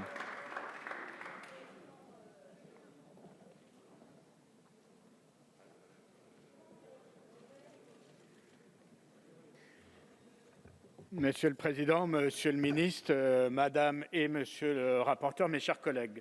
Vous le savez, les députés communistes, qui sont bien souvent les élus de villes et de quartiers populaires, sont partisans de la sécurité publique, partisans de voir les habitants, notamment les plus vulnérables, épargnés par les violences et leurs biens protégés.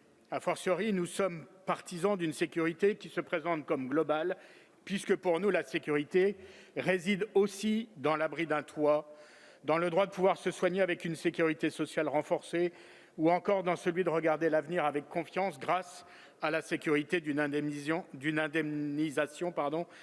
de chômage digne. Mais puisqu'il s'agit ici de police, nous considérons, comme nous l'avions déjà exprimé en première lecture, que votre texte passe à côté de ce qui devrait être sa priorité pour nous. 1.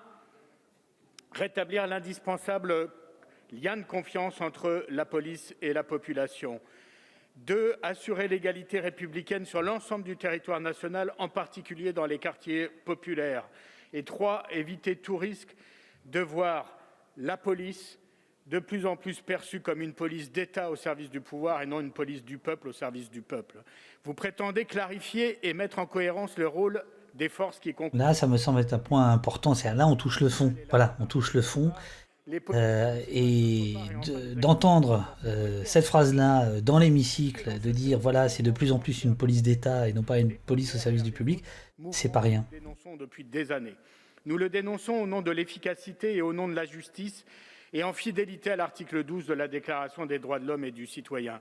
Au nom de la justice, car le désengagement des forces régaliennes sur le terrain est une source supplémentaire d'inégalité entre les territoires. Il suffit de traverser, par exemple, nos quartiers et villes de la banlieue parisienne pour constater qu'on ne peut pas parler de la police municipale, mais bien des polices municipales, tant les missions et surtout les moyens varient d'une ville à l'autre. Cette disparité heurte le principe selon lequel l'État est le garant de la sécurité sur l'ensemble du territoire de la République, une et indivisible, qu'il est le moyen de se prémunir contre les disparités, celle d'une sécurité de riches pour les riches et d'une sécurité de pauvres pour les pauvres. Oui, c'est bien une question de justice quand on sait que dans un département comme la Seine-Saint-Denis, un officier de police judiciaire suit en moyenne 300 dossiers quand son collègue de la ville voisine de Paris en suit, lui, que 80. Quant à l'accroissement des prérogatives des agents et On va l'inviter, lui. On va l'inviter peu. Un secteur qui est en pleine expansion, votre texte est bien insuffisant pour moraliser et homogénéiser ce secteur. Votre refus de retenir nos amendements pour interdire ou du moins de limiter significativement le principe de sous-traitance. C'est Parti communiste soutenu par la France Insoumise. Pour répondre à Valquin. Libérisation avec un secteur très coutumier des contrats précaires et parfois borderline avec le droit du travail ou avec le droit tout court, comme je le disais tout à l'heure. Cette loi rate sa cible sur le terrain de l'efficacité de la régulation et de la justice, mais vous ne nous rassurez pas non plus sur le terrain des libertés. L'équilibre indispensable entre la protection des libertés publiques et individuelles et l'effectivité de l'intervention des forces de l'ordre n'est pas au rendez-vous. C'est vrai pour l'encadrement insuffisant de la captation d'images et des drones qui font peser des risques bien réels pour le respect des libertés et la protection des données personnelles. Et c'est vrai également, bien sûr, de l'élargissement de l'article 24, même réécrit. Mes chers collègues, nous attendons toujours la grande loi d'orientation qui remette la police sur ses deux jambes, celle de la répression et celle de la prévention. L'efficacité de la première dépendant de l'efficience de la seconde. Une loi qui conçoive une police reposant plus sur l'humain et moins sur le marché, l'algorithme ou le drone. Une loi qui rétablisse la confiance du peuple envers celles et ceux qui les protègent. Une loi qui donne enfin à la police les moyens dont elle manque tant et qui reste, si j'en crois mes contacts avec les policiers, leur première préoccupation est de loin.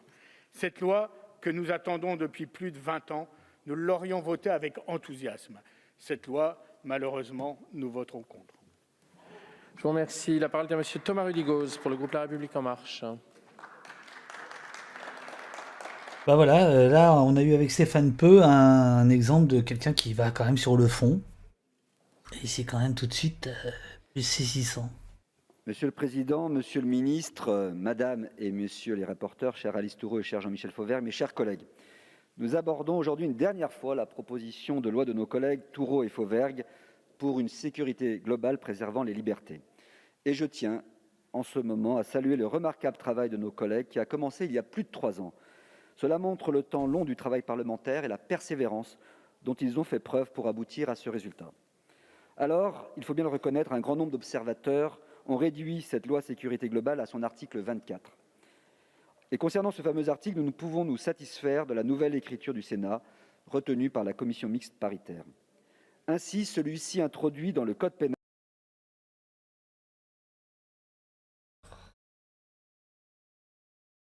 Ça vient pas de chez moi, les amis, hein. Ça vient pas de chez moi, je vous le dis. En commission mixte paritaire, dans la mesure où elle écarte la loi de 1881 sur la liberté de la presse, loi si sensible et si complexe. Désormais introduit dans le Code pénal, ce nouveau délit de provocation à l'identification vient prévenir la diffusion malveillante d'images des forces de l'ordre, répondant à une demande forte, ancienne et légitime des syndicats de police que vous avez rappelé, Monsieur le Ministre. Et vous noterez que le quantum des peines, chers collègues, a été revu à la hausse. Quant à nos concitoyens qui souhaiteraient exercer librement leur droit de manifester, qu'ils soient rassurés. Il n'est pas question de sanctionner le simple fait de filmer ou de diffuser les interventions de policiers et de gendarmes. Seul serait incriminé un individu qui diffuserait par exemple le portrait d'un policier accompagné de son adresse et d'un appel à la haine. Je crois donc, mes chers collègues, que nous avons réussi avec le Sénat à atteindre un équilibre dans la rédaction de cet article désormais garant des libertés de tous les citoyens, qu'ils soient manifestants, journalistes ou membres des forces de l'ordre. Autant cette loi sécurité globale... Le journaliste n'est pas citoyen. Nous n'aurons eu que peu de retours sur le très bon compromis adopté en commission mixte paritaire. J'ai le sentiment que les esprits critiques et polémistes sont vite passés à autre chose, un débat chassant l'autre, le projet de loi climat étant devenu la nouvelle cible des Cassandres. Rappelons qu'avec cette proposition... Oh, c'est pas sympa là, ce que vous dites, monsieur Boucard. Attendu de longue date par les acteurs de notre sécurité pour plus d'efficacité sur le terrain. Tout d'abord, la montée en compétence des polices municipales et des gardes champêtres, confortés en tant qu'acteurs majeurs de la sécurité de proximité. C'est assez extraordinaire quand même, un élu du peuple qui reproche aux gens qui ont suscité le débat de l'avoir suscité et d'être passé à autre chose. Non mais ça va pas là. Conduite sans permis, une occupation de hall d'immeuble ou encore un usage de stupéfiants. Également, nous doterons Paris de sa propre police municipale, avancée majeure attendue depuis tant d'années par les Parisiens. Nous allons assurer une meilleure protection de nos forces de l'ordre en limitant le bénéfice de la réduction de peine automatique pour leurs agresseurs. Quant au secteur de la sécurité privée, comme l'a rappelé Alice Toureau, il est appelé à jouer un rôle prépondérant dans les grands événements sportifs à venir. Je pense avec enthousiasme, bien sûr, à la Coupe du monde de rugby 2023 et aux Jeux olympiques de Paris en 2024. Cette filière devra ainsi mieux encadrer la délivrance des cartes professionnelles et des agréments. Enfin, je salue les garanties introduites par la CMP à la demande d'Alice Toureau concernant l'usage des caméras aéroportées à titre expérimental par les polices municipales, mesure celle-ci introduite par le Sénat. Ainsi, cette expérimentation de 5 ans, dont les finalités sont limitées aux infractions graves et aux lieux difficilement accessibles, sera soumise à une délibération du conseil municipal. L'autorisation préfectorale sera limitée à 6 mois et renouvelable. Et enfin, une procédure d'évaluation se fera en 2 étapes, à mi-parcours et à terme. Pour terminer mon propos, j'aimerais, Monsieur le ministre, rappeler que le gouvernement, que cette majorité parlementaire investit massivement depuis le début de cette législature pour déployer la sécurité du quotidien, contrairement aux contre-vérités que nous venons d'entendre de la part de nos collègues de la France insoumise. Ainsi, nous aurons recruté sur ce mandat 10 000 policiers et gendarmes. Nous aurons amélioré leurs moyens matériels avec 1 300 véhicules livrés cette année. Nous avons d'ailleurs tous pu constater sur le terrain la présence des nouvelles 5008, fort appréciées. Non mais, gars, on parle d'une loi fondamentale et tu nous parles d'un modèle de bagnole. Pour les victimes de telles violences, en créant une amende forfaitaire de 200 € pour usage de stupéfiants, soit 44 000 interpellations à ce jour, en installant 32 quartiers de reconquête prioritaires républicaines avec des effectifs renforcés, en doublant encore les forces aux frontières, en luttant aussi contre les rodéos motorisés, et la liste n'est pas exhaustive. Vous le voyez, mes chers collègues, depuis 2017, notre volonté est de faire de la sécurité l'une des priorités du quinquennat d'Emmanuel Macron, et cette proposition de loi pour une sécurité globale y participe pleinement. Je vous remercie. Je vous remercie. Toujours la même contradiction. Il faut plus de moyens tellement il y a d'insécurité, mais grâce à nous, il y a plus de sécurité. C'est tout. Ça fait 30 ans que c'est les mêmes arguments. Alors, qui arrive sur scène? Merci, monsieur. Merci, monsieur le Président, monsieur le ministre de l'Intérieur, madame et monsieur les rapporteurs, mes chers collègues. La fameuse loi sécurité globale arrive aujourd'hui au terme de son examen dans notre Assemblée. La commission mixte paritaire chargée de proposer un texte sur les dispositions restant en discussion de la proposition de loi désormais appelée sécurité globale préservant les libertés est parvenue à un accord et nous nous en félicitons. Lors de la CMP, sénateurs et députés ont convenu de la nécessité de renforcer l'articulation des forces de sécurité, de mieux protéger les forces de l'ordre, de permettre le recours aux nouvelles technologies et de renforcer la structuration de la sécurité privée. Ainsi, l'expérimentation renforçant les prérogatives judiciaires des policiers municipaux sera mieux encadrée et plus opérationnelle, permettant à ces personnels de garantir au mieux la sécurité du quotidien de nos concitoyens. Les conventions de coordination entre les polices municipales et les forces de l'ordre nationales seront renforcées afin d'assurer la bonne articulation des acteurs de la sécurité. Un meilleur encadrement du recours à la sous-traitance dans le secteur de la sécurité privée, tout en conservant la souplesse nécessaire pour que les entreprises puissent faire face aux variations des besoins. Concernant l'usage de caméras mobiles par les forces de l'ordre, la consultation immédiate des images en intervention sera possible pour certains motifs opérationnels précis. Non mais calme-toi, on dirait les thugs là, calme-toi. L'usage par la police des drones équipés de caméras sera réservé aux circonstances où ils sont réellement utiles et nécessaires, sur autorisation préalable des autorités et en interdisant le recours à la reconnaissance faciale. Et enfin, la consultation des images de vidéoprotection des entreprises ferroviaires par les forces de sécurité intérieure sera facilitée et sécurisée. Lors de la CMP, il a également été créé un conseil parisien de sécurité auquel tenait beaucoup ma collègue Brigitte Kuster, que je salue. Le texte adopté par la CMP retient de nombreux apports du Sénat, visant notamment à encadrer plus strictement certains dispositifs et à apporter des garanties en matière de protection des libertés publiques et individuelles. En particulier, la limitation de la suppression des crédits de réduction de peine pour les auteurs d'infractions commises à l'encontre d'un élu, d'un policier ou d'un gendarme aux infractions les plus graves. Cet article, nous l'avions complété en commission en permettant l'exclusion des réductions de peine pour les personnes coupables de violences sur les agents de police municipale, des douanes et des personnels pénitentiaires. À titre personnel, vous le savez, j'avais d'ailleurs proposé la suppression totale des crédits de réduction de peine automatique de manière à lutter contre l'explosion de la violence dans notre pays. Vous m'aviez répondu, monsieur le ministre de l'Intérieur, que vous n'y étiez pas... Bon gars, il faut que tu te calmes parce que là on t'écoute pas, ça va trop vite. Monsieur le garde des Sceaux a annoncé souhaiter lui-même la suppression de ces réductions de peine automatiques. J'espère donc que sa parole sera suivie des faits et je l'invite à reprendre la proposition de loi en ce sens que j'ai déposée le 26 janvier dernier avec 35 de mes collègues du groupe Les Républicains.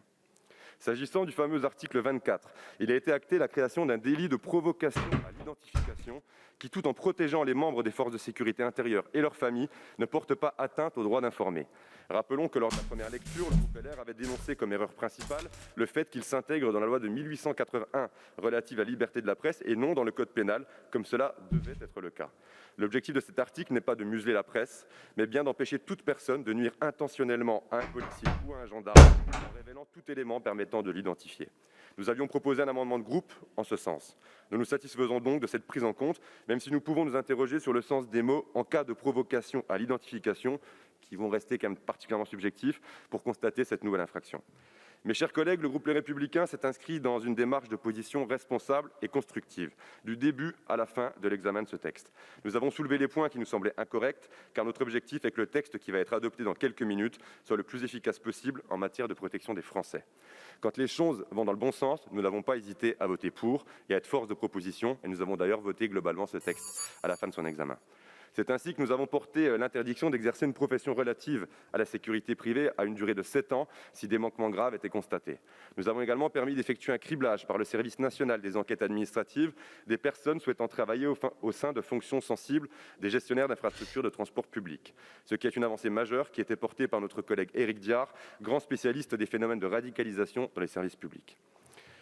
Alors évidemment, avant de conclure, je voudrais redire que ce texte a déclenché de vives polémiques lors de son examen en première lecture, au sein de cet hémicycle comme en dehors. Pour être honnête, il ne méritait pas ce déferlement médiatique déclenché par quelques bobos bien pensants qui font commerce de la haine anti-flic. Ah, c'est nous. L'extrême gauche qui proposait de désarmer nos policiers pour faire face aux voyous. Ah, c'est nous. On connaît au moins le mérite de la cohérence idéologique. C'est un de vos collègues qui l'a proposé. Pour être honnête encore, il ne méritait pas non plus l'enthousiasme des rapporteurs et d'une partie de la majorité. Ce texte propose quelques mesures techniques bienvenues, mais il ne résoudra pas les problèmes de fond en termes de sécurité. Je regrette d'ailleurs que nombre de nos propositions aient été rejetées à cause de l'hémisphère gauche de votre majorité, qui est malheureusement largement majoritaire au sein de votre groupe, je le sais parfois aux grandes dames de monsieur le rapporteur.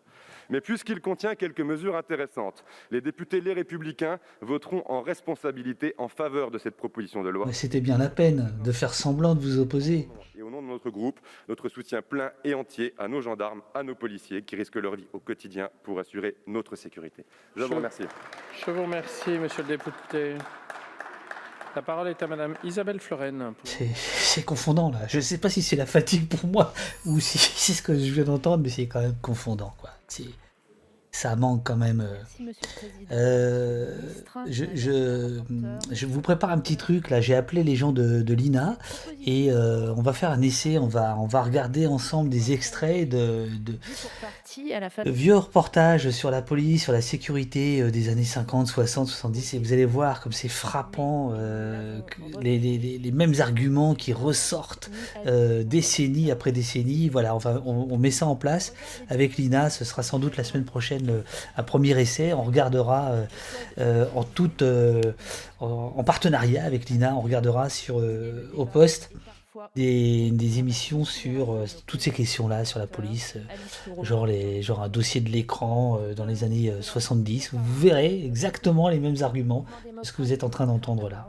A eu à l'esprit l'objectif de parvenir à la mise en place d'un continuum de sécurité opérationnel et protecteur, tant de nos concitoyens que des forces de sécurité publiques ou privées. Nous n'avons pas hésité à dire clairement ce que nous paraissait aller dans le bon sens et ce qui n'y allait pas, notamment sur l'article 24 dans sa rédaction initiale ou l'absence de garantie autour de l'utilisation des drones. Nous avons déposé des amendements qui se sont voulus constructifs. Certains ont été adoptés, comme ceux prévoyant que la candidature d'une commune à cette expérimentation fait l'objet d'une commission. Je ne sais pas si on peut clipper l'extrait sur les bobos. Je ne sais pas si c'est possible pour la régie. L'expérimentation commune à toutes les communes concernées aux fins de la remise d'un rapport au gouvernement. Que l'information des maires oui, merci beaucoup pour les désiles données aux infractions constatées sur leur commune sera renforcée, que la sous-traitance doit être limitée, que l'utilisation des caméras embarquées est mieux encadrée. Je ne vais pas vous dérouler un inventaire détaillé, mais à travers ces quelques exemples, j'ai voulu montrer que le groupe démocrate s'est positionné comme une force de proposition. Certes, il y a eu des crispations, des incompréhensions, des frustrations, mais au sein de notre Assemblée, nous avons... Alors, c'est-à-dire que quand on critique, on ne comprend pas, hein, c'est ça. C'est-à-dire qu'on ne... Alors que ce à quoi on assiste là depuis ce matin, à part quelques-uns qui essaient d'aller dans le fond, on nous donne des points de détail pour éviter d'aborder la philosophie de ce texte, la philosophie de ces dispositions. Des dispositions qui ne répondent pas totalement à nos attentes. Je pense ainsi à l'article 24 écrit par le Sénat qui crée une seconde infraction peut-être insuffisamment intelligible. Or, la clarté de la loi est une exigence constitutionnelle. Nous nous interrogeons également sur la pertinence du maintien de cet article dans cette proposition de loi, compte tenu du projet de loi confortant les principes républicains, avec un article dont la rédaction paraît plus judicieuse et d'une portée plus large. Il en est de même pour l'article 25 qui autorise le port d'armes pour les policiers et gendarmes. Ah, je suis d'accord avec Malay Deidi, c'est confondant quand même que ce soit... alors que c'est le moment, c'est le vote final, il pourrait y avoir un peu de philosophie, il pourrait y avoir un peu de perspective, il pourrait y avoir un petit peu de pensée. Il n'y a rien. De service n'est pas rien. Tant pour les forces de l'ordre que pour... Bon, attention, hein, j'ai l'impression que Gérald, il regarde beaucoup ce qui se dit dans le chat. Hein, il est tout le temps sur son téléphone. Hein. Que nous demandions lors de l'examen de cette proposition de loi dans notre hémicycle, celles-ci ne nous paraissent pas encore suffisantes. Mes chers collègues, pour terminer, je souhaite souligner le travail des deux assemblées qui a permis de sortir des polémiques entourant certaines dispositions. Ah voilà, on y revient, les polémiques. Hein. Les Sénats ont polémiques, leur rôle de législateur pour un équilibre plus juste entre sécurité et respect des libertés. Je veux croire que les oui, bien sûr. cette proposition de loi permettront aux forces de l'ordre et aux forces de l'État de conserver leur rôle. Matrichor, message passé au ministre.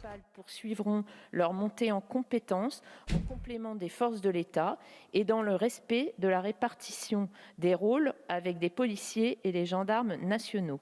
Que le secteur, enfin, de la sécurité privée sera un partenaire des forces de sécurité, fort d'une structuration renforcée, d'une consolidation de ses exigences en termes de formation des agents et d'un meilleur contrôle. Chers collègues, le groupe démocrate soutient la mise en place d'un continuum de sécurité. Celui issu de cette proposition de loi nécessitera des adaptations, des évolutions, mais sa rédaction à l'issue de la procédure parlementaire répond en grande partie à plusieurs de nos attentes. Nous serons et nous voterons, comme je l'ai dit, majoritairement pour ce texte. Je vous remercie, Madame Florennes. Chers collègues, votre attention, s'il vous plaît. Si nous poursuivons jusqu'à 13h20, nous pouvons boucler le texte. Est-ce que vous en êtes d'accord? Alors, regardez bien. Est-ce que vous avez envie d'aller bouffer parce qu'on s'en fout des libertés? Très bien. J'annonce donc le scrutin public sur l'ensemble de la proposition de loi demandée par le groupe La République En Marche, que nous annonçons dans l'enceinte de l'hémicycle. La parole est maintenant à Madame Marietta Karamanli pour le groupe socialiste et apparenté. Merci, Monsieur le Président, Monsieur le Ministre, Monsieur le rapporteur, Madame le Président, les rapporteurs, pardon. Je me permets de prendre la parole effectivement au nom du groupe pour rappeler encore une nouvelle fois que combien la procédure suivie ne peut être que regrettée. Celle-ci n'ayant pas fait l'objet d'aucun avis préparatoire par nos institutions spécialisées et dotées de l'indépendance voulue par la Constitution et par la loi, le Conseil d'État, le Défenseur des droits et la Commission nationale des droits de l'homme. La Défenseur des droits de l'homme et des experts internationaux se sont néanmoins et heureusement exprimés sur son contenu et ses dispositions susceptibles de mettre en cause les libertés individuelles et publiques. Et par la suite, l'article 24 a fait l'objet de tant de critiques que le président de la République lui-même s'en est mêlé, proposant qu'une commission extérieure au Parlement en propose une nouvelle rédaction. Je note aussi que cet article 24 poursuit un objet analogue à celui de l'article 18 du projet de loi confortant le respect des principes de la République. Pour finir, cette proposition a changé de nom avec la réintroduction de mots de liberté dans son titre. Comme le disait un philosophe, chacun a entendu parler de Saint-Empire romain, qui n'était ni saint ni romain et qui n'était pas un empire. Changer une appellation, donc, ne change pas la réalité. Bref, pour une loi visant à donner de la clarté au départ sur le seul champ de la compétence des polices de l'État municipal et privé, on est loin du compte. S'agissant des dispositions relatives aux polices municipales, je tenais à rappeler que le champ de l'expérimentation est très étendu. Les agents de police municipale vont être conduits à procéder à des actes d'enquête à la limite des prérogatives d'État et l'extension de leurs compétences ne s'accompagne d'aucune mesure d'ailleurs liée au renforcement de leur formation et à leur évolution de carrière. Le mot formation d'ailleurs n'est utilisé que très rarement, s'agissant d'une compétence ciblée de directeur et chef de police municipale et celle des agents de la police municipale parisienne à venir ou encore des engagements de servir. Cette expérimentation, dont demain on décidera peut-être qu'elle sera généralisée, sans évaluation finale, comme ça a été le cas d'ailleurs de la proposition sur la loi pénale, s'apparente à un transfert caché des compétences sans transfert de moyens ou ressources budgétaires. Comme certains élus et professionnels le font remarquer, cela revient à ce que des personnes peut-être moins formées, certainement moins rémunérées, fassent le même travail. Les entreprises de sécurité privée et leurs salariés ont pour activité de surveiller, gardienner, transporter des fonds ou encore protéger physiquement des personnes. Ce texte évite de traiter le problème économique de fond de ce secteur, celui de la concurrence, né de la sous-traitance en cascade de nombreuses missions et activités, et qu'il aurait fallu non encadrer, mais bien, je le dis, interdire. J'ai pu recueillir plusieurs avis de responsables et agents de la police qui tous s'inquiètent du risque lié aux conditions de recrutement que certains qualifient d'opaques et pointent un risque de recrutement faisant prévaloir l'entre-soi des origines, des croyances ou des communautés. Le texte aussi modifie le statut des caméras piétons. Une loi d'ailleurs de 2016 avait autorisé les policiers et les gendarmes à filmer leurs interventions par des caméras mobiles. Le texte généralise aujourd'hui l'usage des caméras piétons, des caméras embarquées, et ouvre l'accès aux images de vidéosurveillance à de nombreux agents. Il n'interdit pas l'usage de la reconnaissance faciale, et cela aussi, c'est préoccupant. Filmer la population à l'aide des caméras mobiles est très intrusif, je le rappelle. Pour s'autoriser une telle atteinte au droit à la vie privée, les autorités doivent prouver que l'usage du drone est nécessaire et qu'il est proportionné. Or, le texte autorise largement l'usage des drones au-dessus des frontières et tout espace public pour constater des infractions, mais aussi lors des manifestations. Les dispositions donc prévues par cette proposition sont à mettre en relation avec la stratégie arbitrée en matière de maintien de l'ordre, dans un pays pourtant loué souvent par sa mentalité et le souci de l'ordre par beaucoup d'observateurs, qui est l'Allemagne. La stratégie intègre la protection des manifestants, le dialogue et la désescalade de la violence ou associative de cette thématique. L'article 24, un article finalement problématique et qui reste préoccupant, il n'est plus évoqué l'idée de la diffusion du visage ou de tout élément permettant l'identification d'un fonctionnaire de police ou d'un militaire de gendarmerie. Ce délit reste vague, évoquant un supposé intention de nuire aux policiers, et des interprétations des décisions divergentes pourront in fine nuire au travail des journalistes. Enfin, pour terminer, effectivement, le problème est qu'une partie de la parole publique est en crise. Trop souvent, l'État protecteur annonce son retour, mais il fait le contraire. Ses missions se multiplient, alors que ses services, ses antennes, ses agents les plus qualifiés diminuent ou partent et se sont guère reconnus matériellement. Pour toutes ces raisons, et bien d'autres que je n'ai pas pu rappeler ici, notre groupe votera contre ce texte, car il est vraiment problématique sur les questions de liberté et de protection. Je vous remercie, Madame la députée. Nous passons à Monsieur Dimitri Houbron. Eh ben voilà, là on avait du fond. Voilà, on avait du fond, et je pense même qu'on avait un peu de conviction, voire de l'émotion. Cher rapporteur, Monsieur le Ministre, mes chers collègues, nous sommes. C'était, ben voilà, c'est répondu. C'était le Parti socialiste, Marietta Caramanelli. Là aussi, je note. Peut-être qu'on pourrait l'inviter. Le groupe Agir Ensemble renouvellera une nouvelle fois aujourd'hui son soutien à la proposition de loi des rapporteurs Alice Thourot et Jean-Michel Fauvergue. Je tiens à vous féliciter et saluer la qualité de votre travail qui date de plusieurs années maintenant et qui trouve aujourd'hui sa conclusion. Oui, qui ne semblait pas du tout feinte, en effet.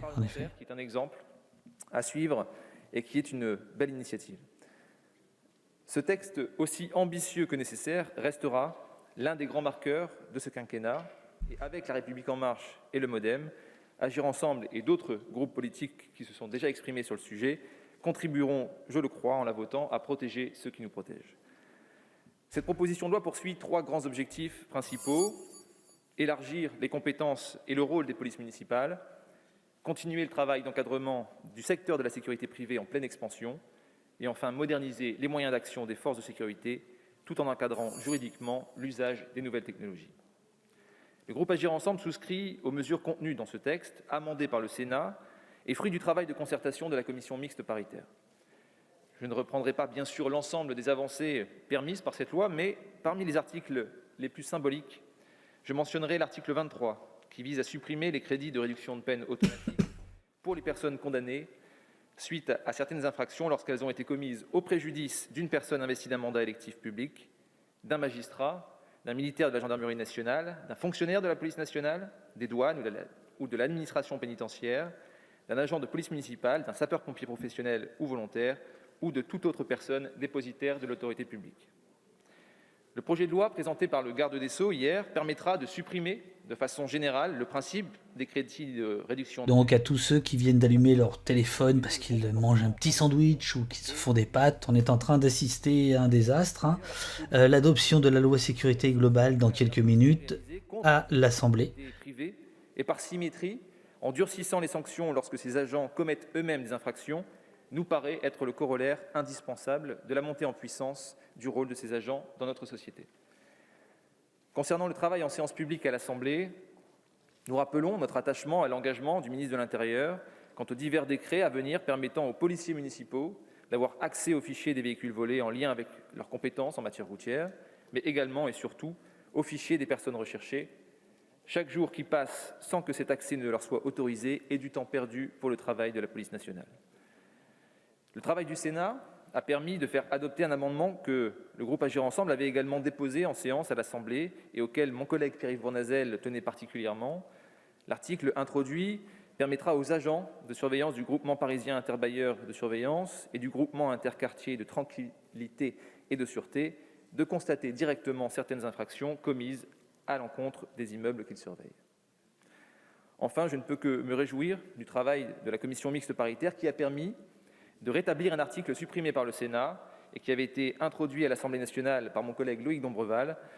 Ainsi, l'article 11 ter impose que l'usage des chiens par des agents de sécurité privés respecte le bien-être animal. Le groupe Agir Ensemble, une nouvelle fois, répondra présent pour voter une loi ambitieuse et nécessaire.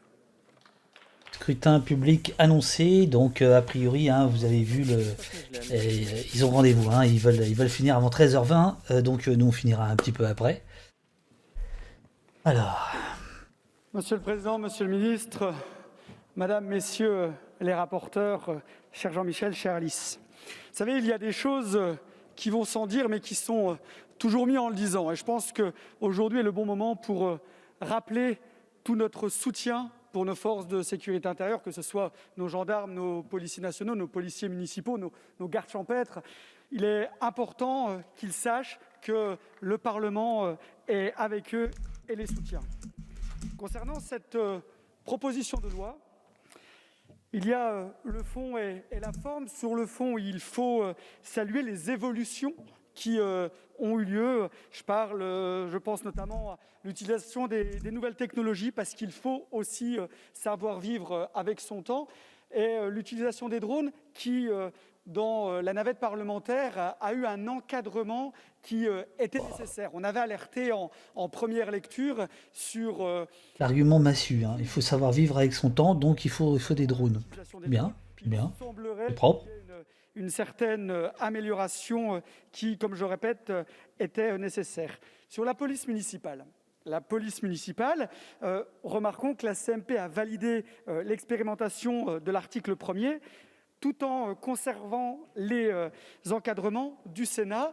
C'était intéressant de voir que dans ce texte, nombreux amendements du Sénat ont été conservés. Et je tiens d'ailleurs à saluer et à remercier, parce que ça fait aussi partie du travail que l'on fait tous les jours et de la satisfaction que l'on peut avoir, que le ministre sur le banc a été à l'écoute et nous avons pu travailler de manière très correcte ensemble. Il faut le saluer, que je parle pour le groupe Union Centriste du Sénat comme ici à l'Assemblée. Donc merci Monsieur le ministre, comme avec les deux rapporteurs, Jean-Michel et Alice. Donc c'est important quand un travail parlementaire...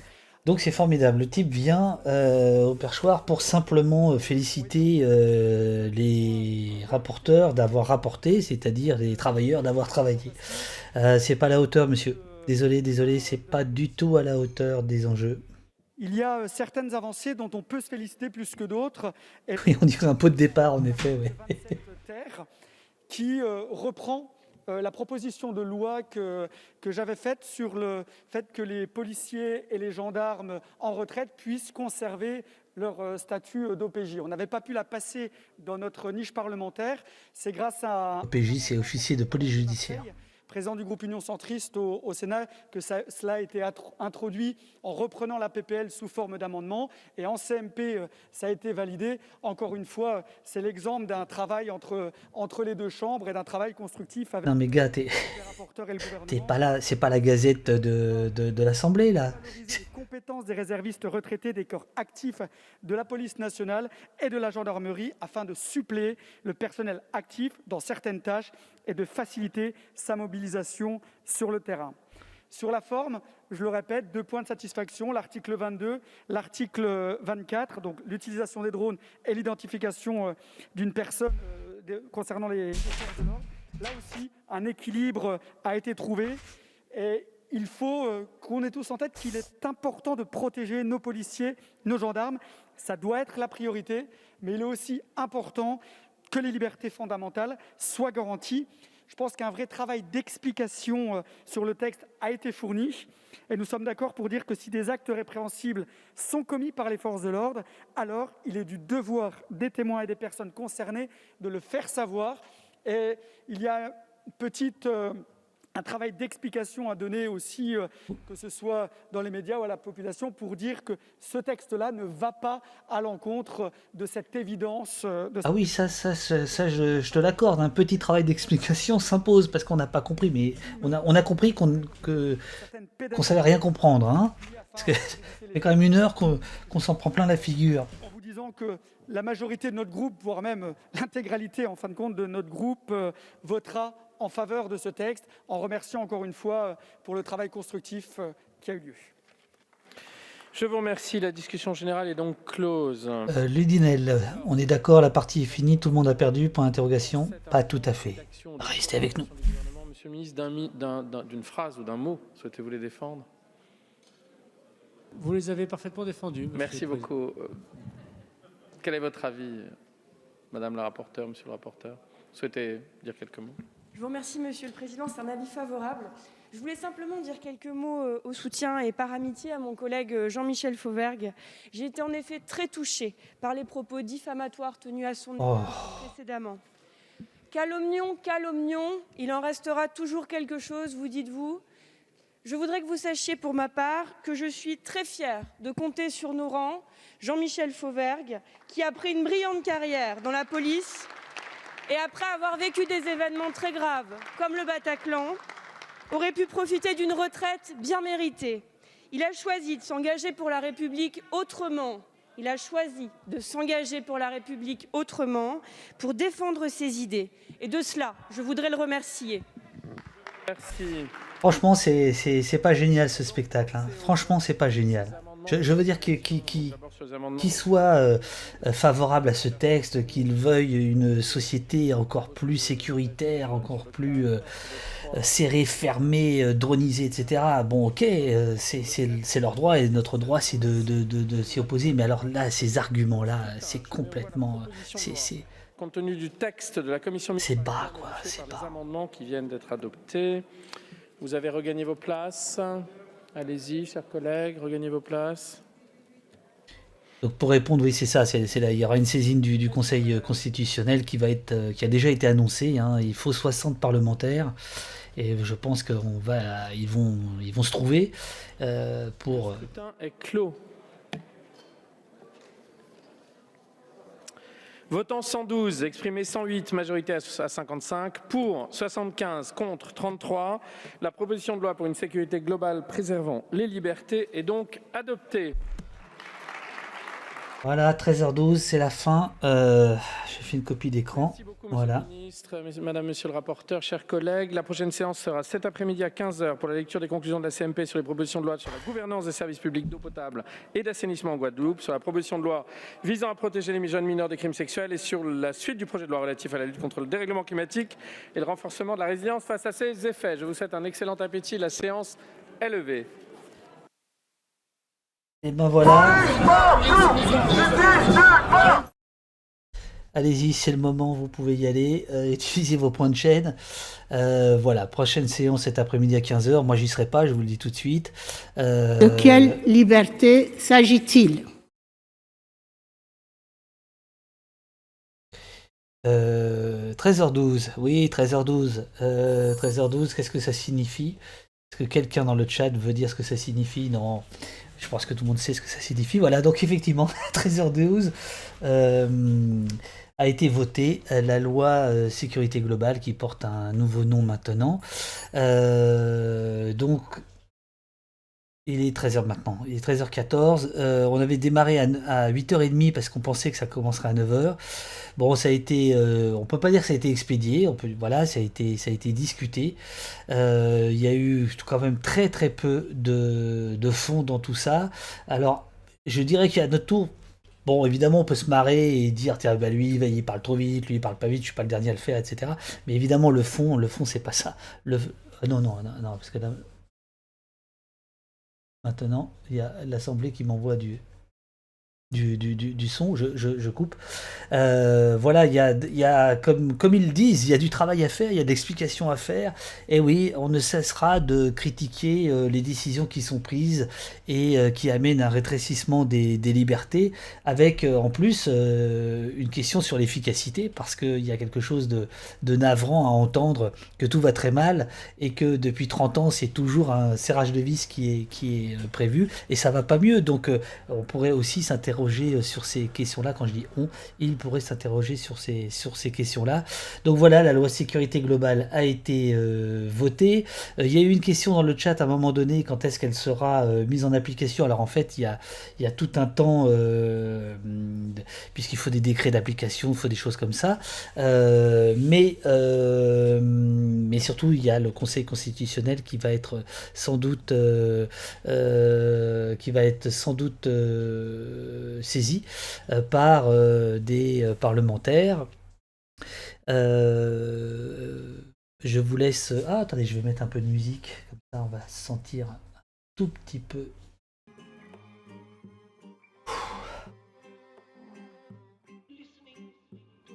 Alors, normalement vous devriez entendre la musique de JC et de Skank.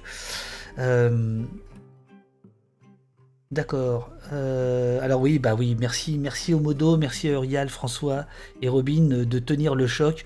On a fait plus de 5 heures cette nuit, maintenant on fait 4h36, on est complètement à plat, il y a cette loi qui nous tombe dessus. Est-ce que vous entendez la musique? Moi je l'entends pas, est-ce normal ça? Vous entendez un petit peu de musique? Normalement il devrait y avoir un peu de musique là, qu'est-ce qui se passe? Voilà, c'est en fond. Merci beaucoup, merci à tous ceux qui étaient là, qui ont tenu le chat. Merci à ceux qui ont apporté des réflexions. Merci à ceux qui ont apporté des précisions. Merci aux modos qui ont tenu le chat. Donc, nous, le prochain rendez-vous. Alors, ce week-end, on va faire un petit bilan de la semaine au poste, voilà, vers quoi on se dirige, comment on continue, etc. Notamment grâce à un retour circonstancié de l'un d'entre vous. Donc je pense qu'on fera ça samedi ou dimanche, tranquillement.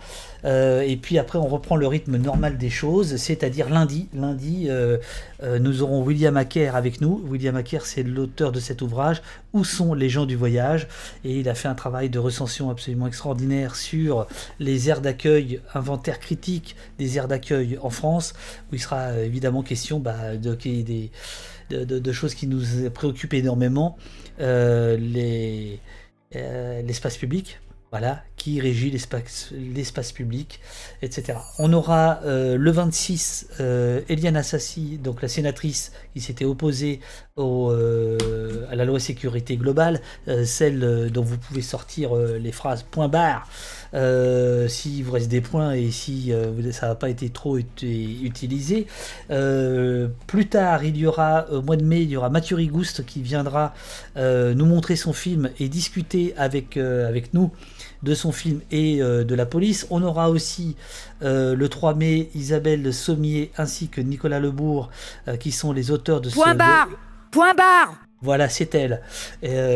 Donc, elle vient le 26. J'ai noté qu'on pourrait inviter quelques députés. Stéphane Peu et la députée socialiste Mariette Karanski. Excellente intervention. Je tiens à vous le dire, vous avez été excellents tous les uns les autres. Je voudrais remercier mes collègues Ragben, Rial, Ludinel, Mamlok, l'Antistream. Je remercie tous ces gens qui ont travaillé à l'élaboration de ce. Oui, merci beaucoup, Marietta Karamanli. Je vais essayer de la convoquer au poste. Et puis voilà. Est-ce on sera encore là? Oui, on sera encore là. Bien sûr qu'on sera encore là. Bien sûr, on sera là, on sera au poste. Qu'est-ce que je peux vous dire d'autre? Je vais lancer les petits crédits parce que c'est important de créditer tous ces gens qui œuvrent dans l'ombre. Bougez pas, il faut simplement que j'aille lancer ça quelque part. Ah, c'est tout un beans. C'est tout un beans. Hop. Normalement, c'est parti. Normalement, les crédits vont bientôt se lancer. Voilà, c'est fait. Bienvenue à tout le monde. Merci de votre aide. La vie à crédit.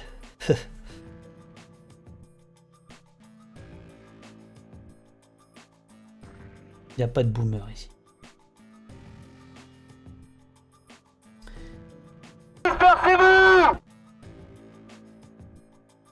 Alors attendez, je vais vous mettre quelques petits sons. Tiens, puisqu'il en a parlé, regardez, il fait toujours la même chose. La police exerce une violence, certes, mais une violence légitime. C'est vieux comme Max Weber. Eh oui, c'est mieux comme Max Weber. Sauf que Max Weber n'a pas parlé de la police, mais de l'État. Et que contrairement à ce qu'a dit encore le ministre devant les députés, dont aucun n'a réagi, la police n'a pas le monopole de la violence. En tout cas, ça n'est écrit nulle part dans les textes. Et nous rappelons toujours la fameuse phrase de Max Weber, l'État revendique le monopole de la violence physique légitime. Ça veut dire bien qu'il y a débat, et c'est bien pour ça. Oui, je suis d'accord avec Valka, il y a un peu trop de monde pour faire un raid si on ne sait pas trop vers qui on envoie. Alors le KRS-One, normalement, vous l'avez. Moi, je l'ai pas. Je l'ai pas ici. Vous devriez l'avoir. Attendez, est-ce que je peux l'avoir moi? Attendez, bougez pas.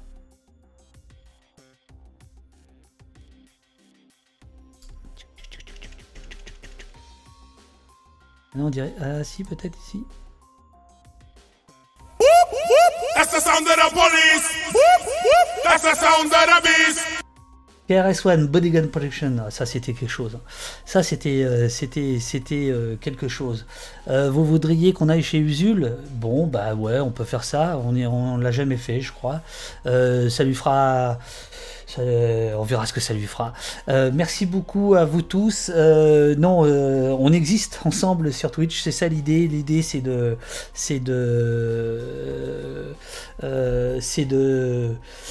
créer ces moments-là, c'est-à-dire de déconner un peu sur des trucs extrêmement graves. Ça nous permet de reprendre un peu de BDP, voilà, absolument, Ramon Boogie Down Production. Là, ce qu'on a entendu, c'est Sound of the Police, ça doit être de 84, je crois. C'était avec son acolyte Scott Larocque, KRS-One. Voilà. Donc allez, on raid Usul. Moi les amis, je vais pas me coucher parce que voilà, mais je vais poser. Je vous remercie infiniment. Le raid est lancé pour Usul normalement si tout va bien. Cette chaîne est destinée à un public adulte, oui. Et alors? Ça veut dire quoi ça? Ça veut dire quoi? Ça veut dire quoi? On peut pas. Attendez, bougez pas, je vais faire ça autrement. C'est marrant ça. Obéissance à la loi. Ça y est, c'est parti, on lance le raid. Ah non, un problème est survenu.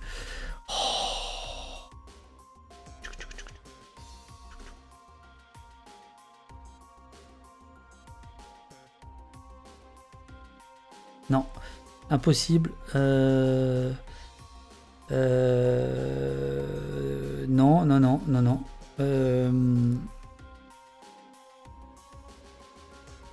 Bah, je suis désolé, ça marche pas. Pourquoi ça marche pas? C'est bien Usul 2000, le...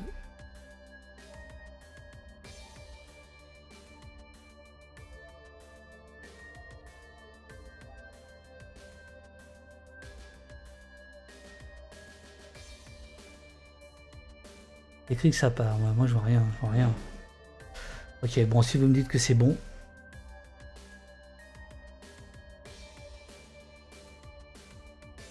C'est pas le bon jeu.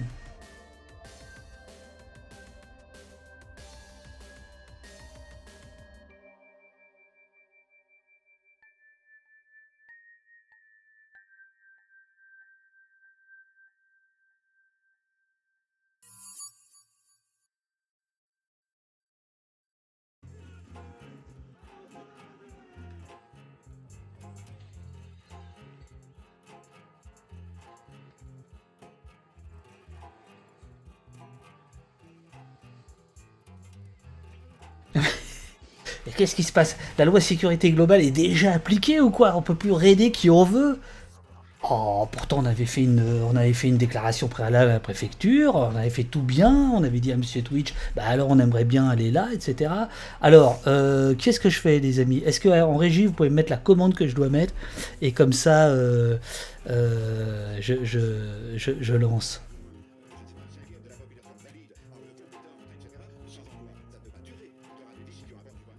C'est tout pété. Qu'est-ce qui se passe?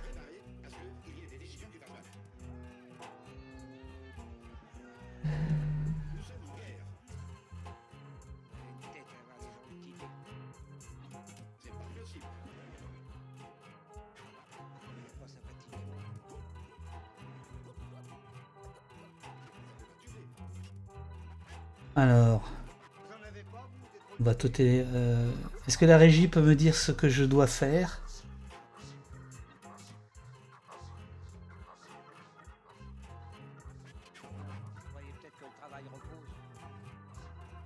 Donc pour moi c'est... non, mais ça je sais que c'est slash raid et c'est donc Usul 2000. Mais on me dit que ça marche pas, c'est ça? Bon, attends, je recommence. Ok. Alors...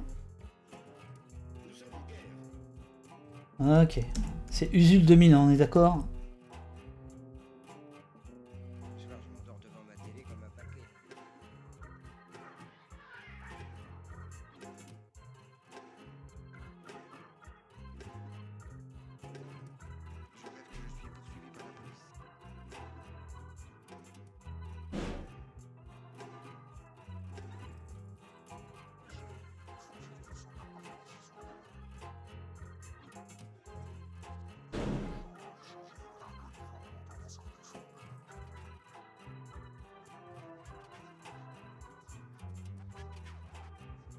Est-ce que la régie vous pouvez me dire ce qui se passe?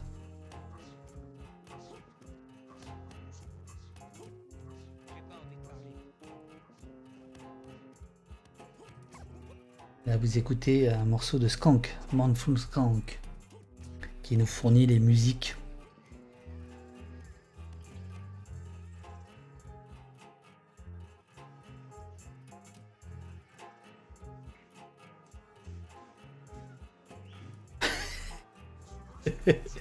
Ah bon, je me suis gouré de... Je me suis gouré. Une chaîne éteinte. Donc on ne peut plus raider? Bon bah les gars. Alors, les gars et les filles, je vous propose d'y aller, d'aller là où vous voulez. Restez aux aguets, restez au poste. On revient dans le week-end pour une petite causerie entre nous, pour faire un peu le point. Voilà.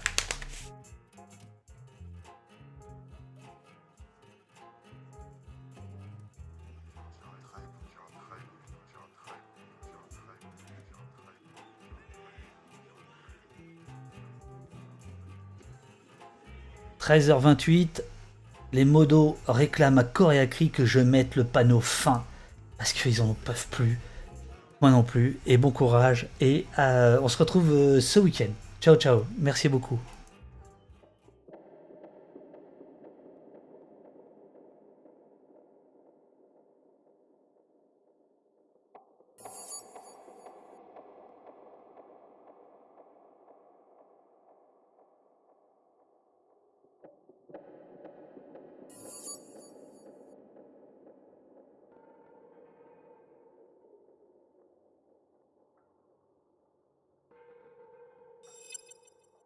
La légitimité de la violence, elle est absolument démocratique au sens où n'importe qui peut pouvoir l'endosser à titre individuel ou collectif.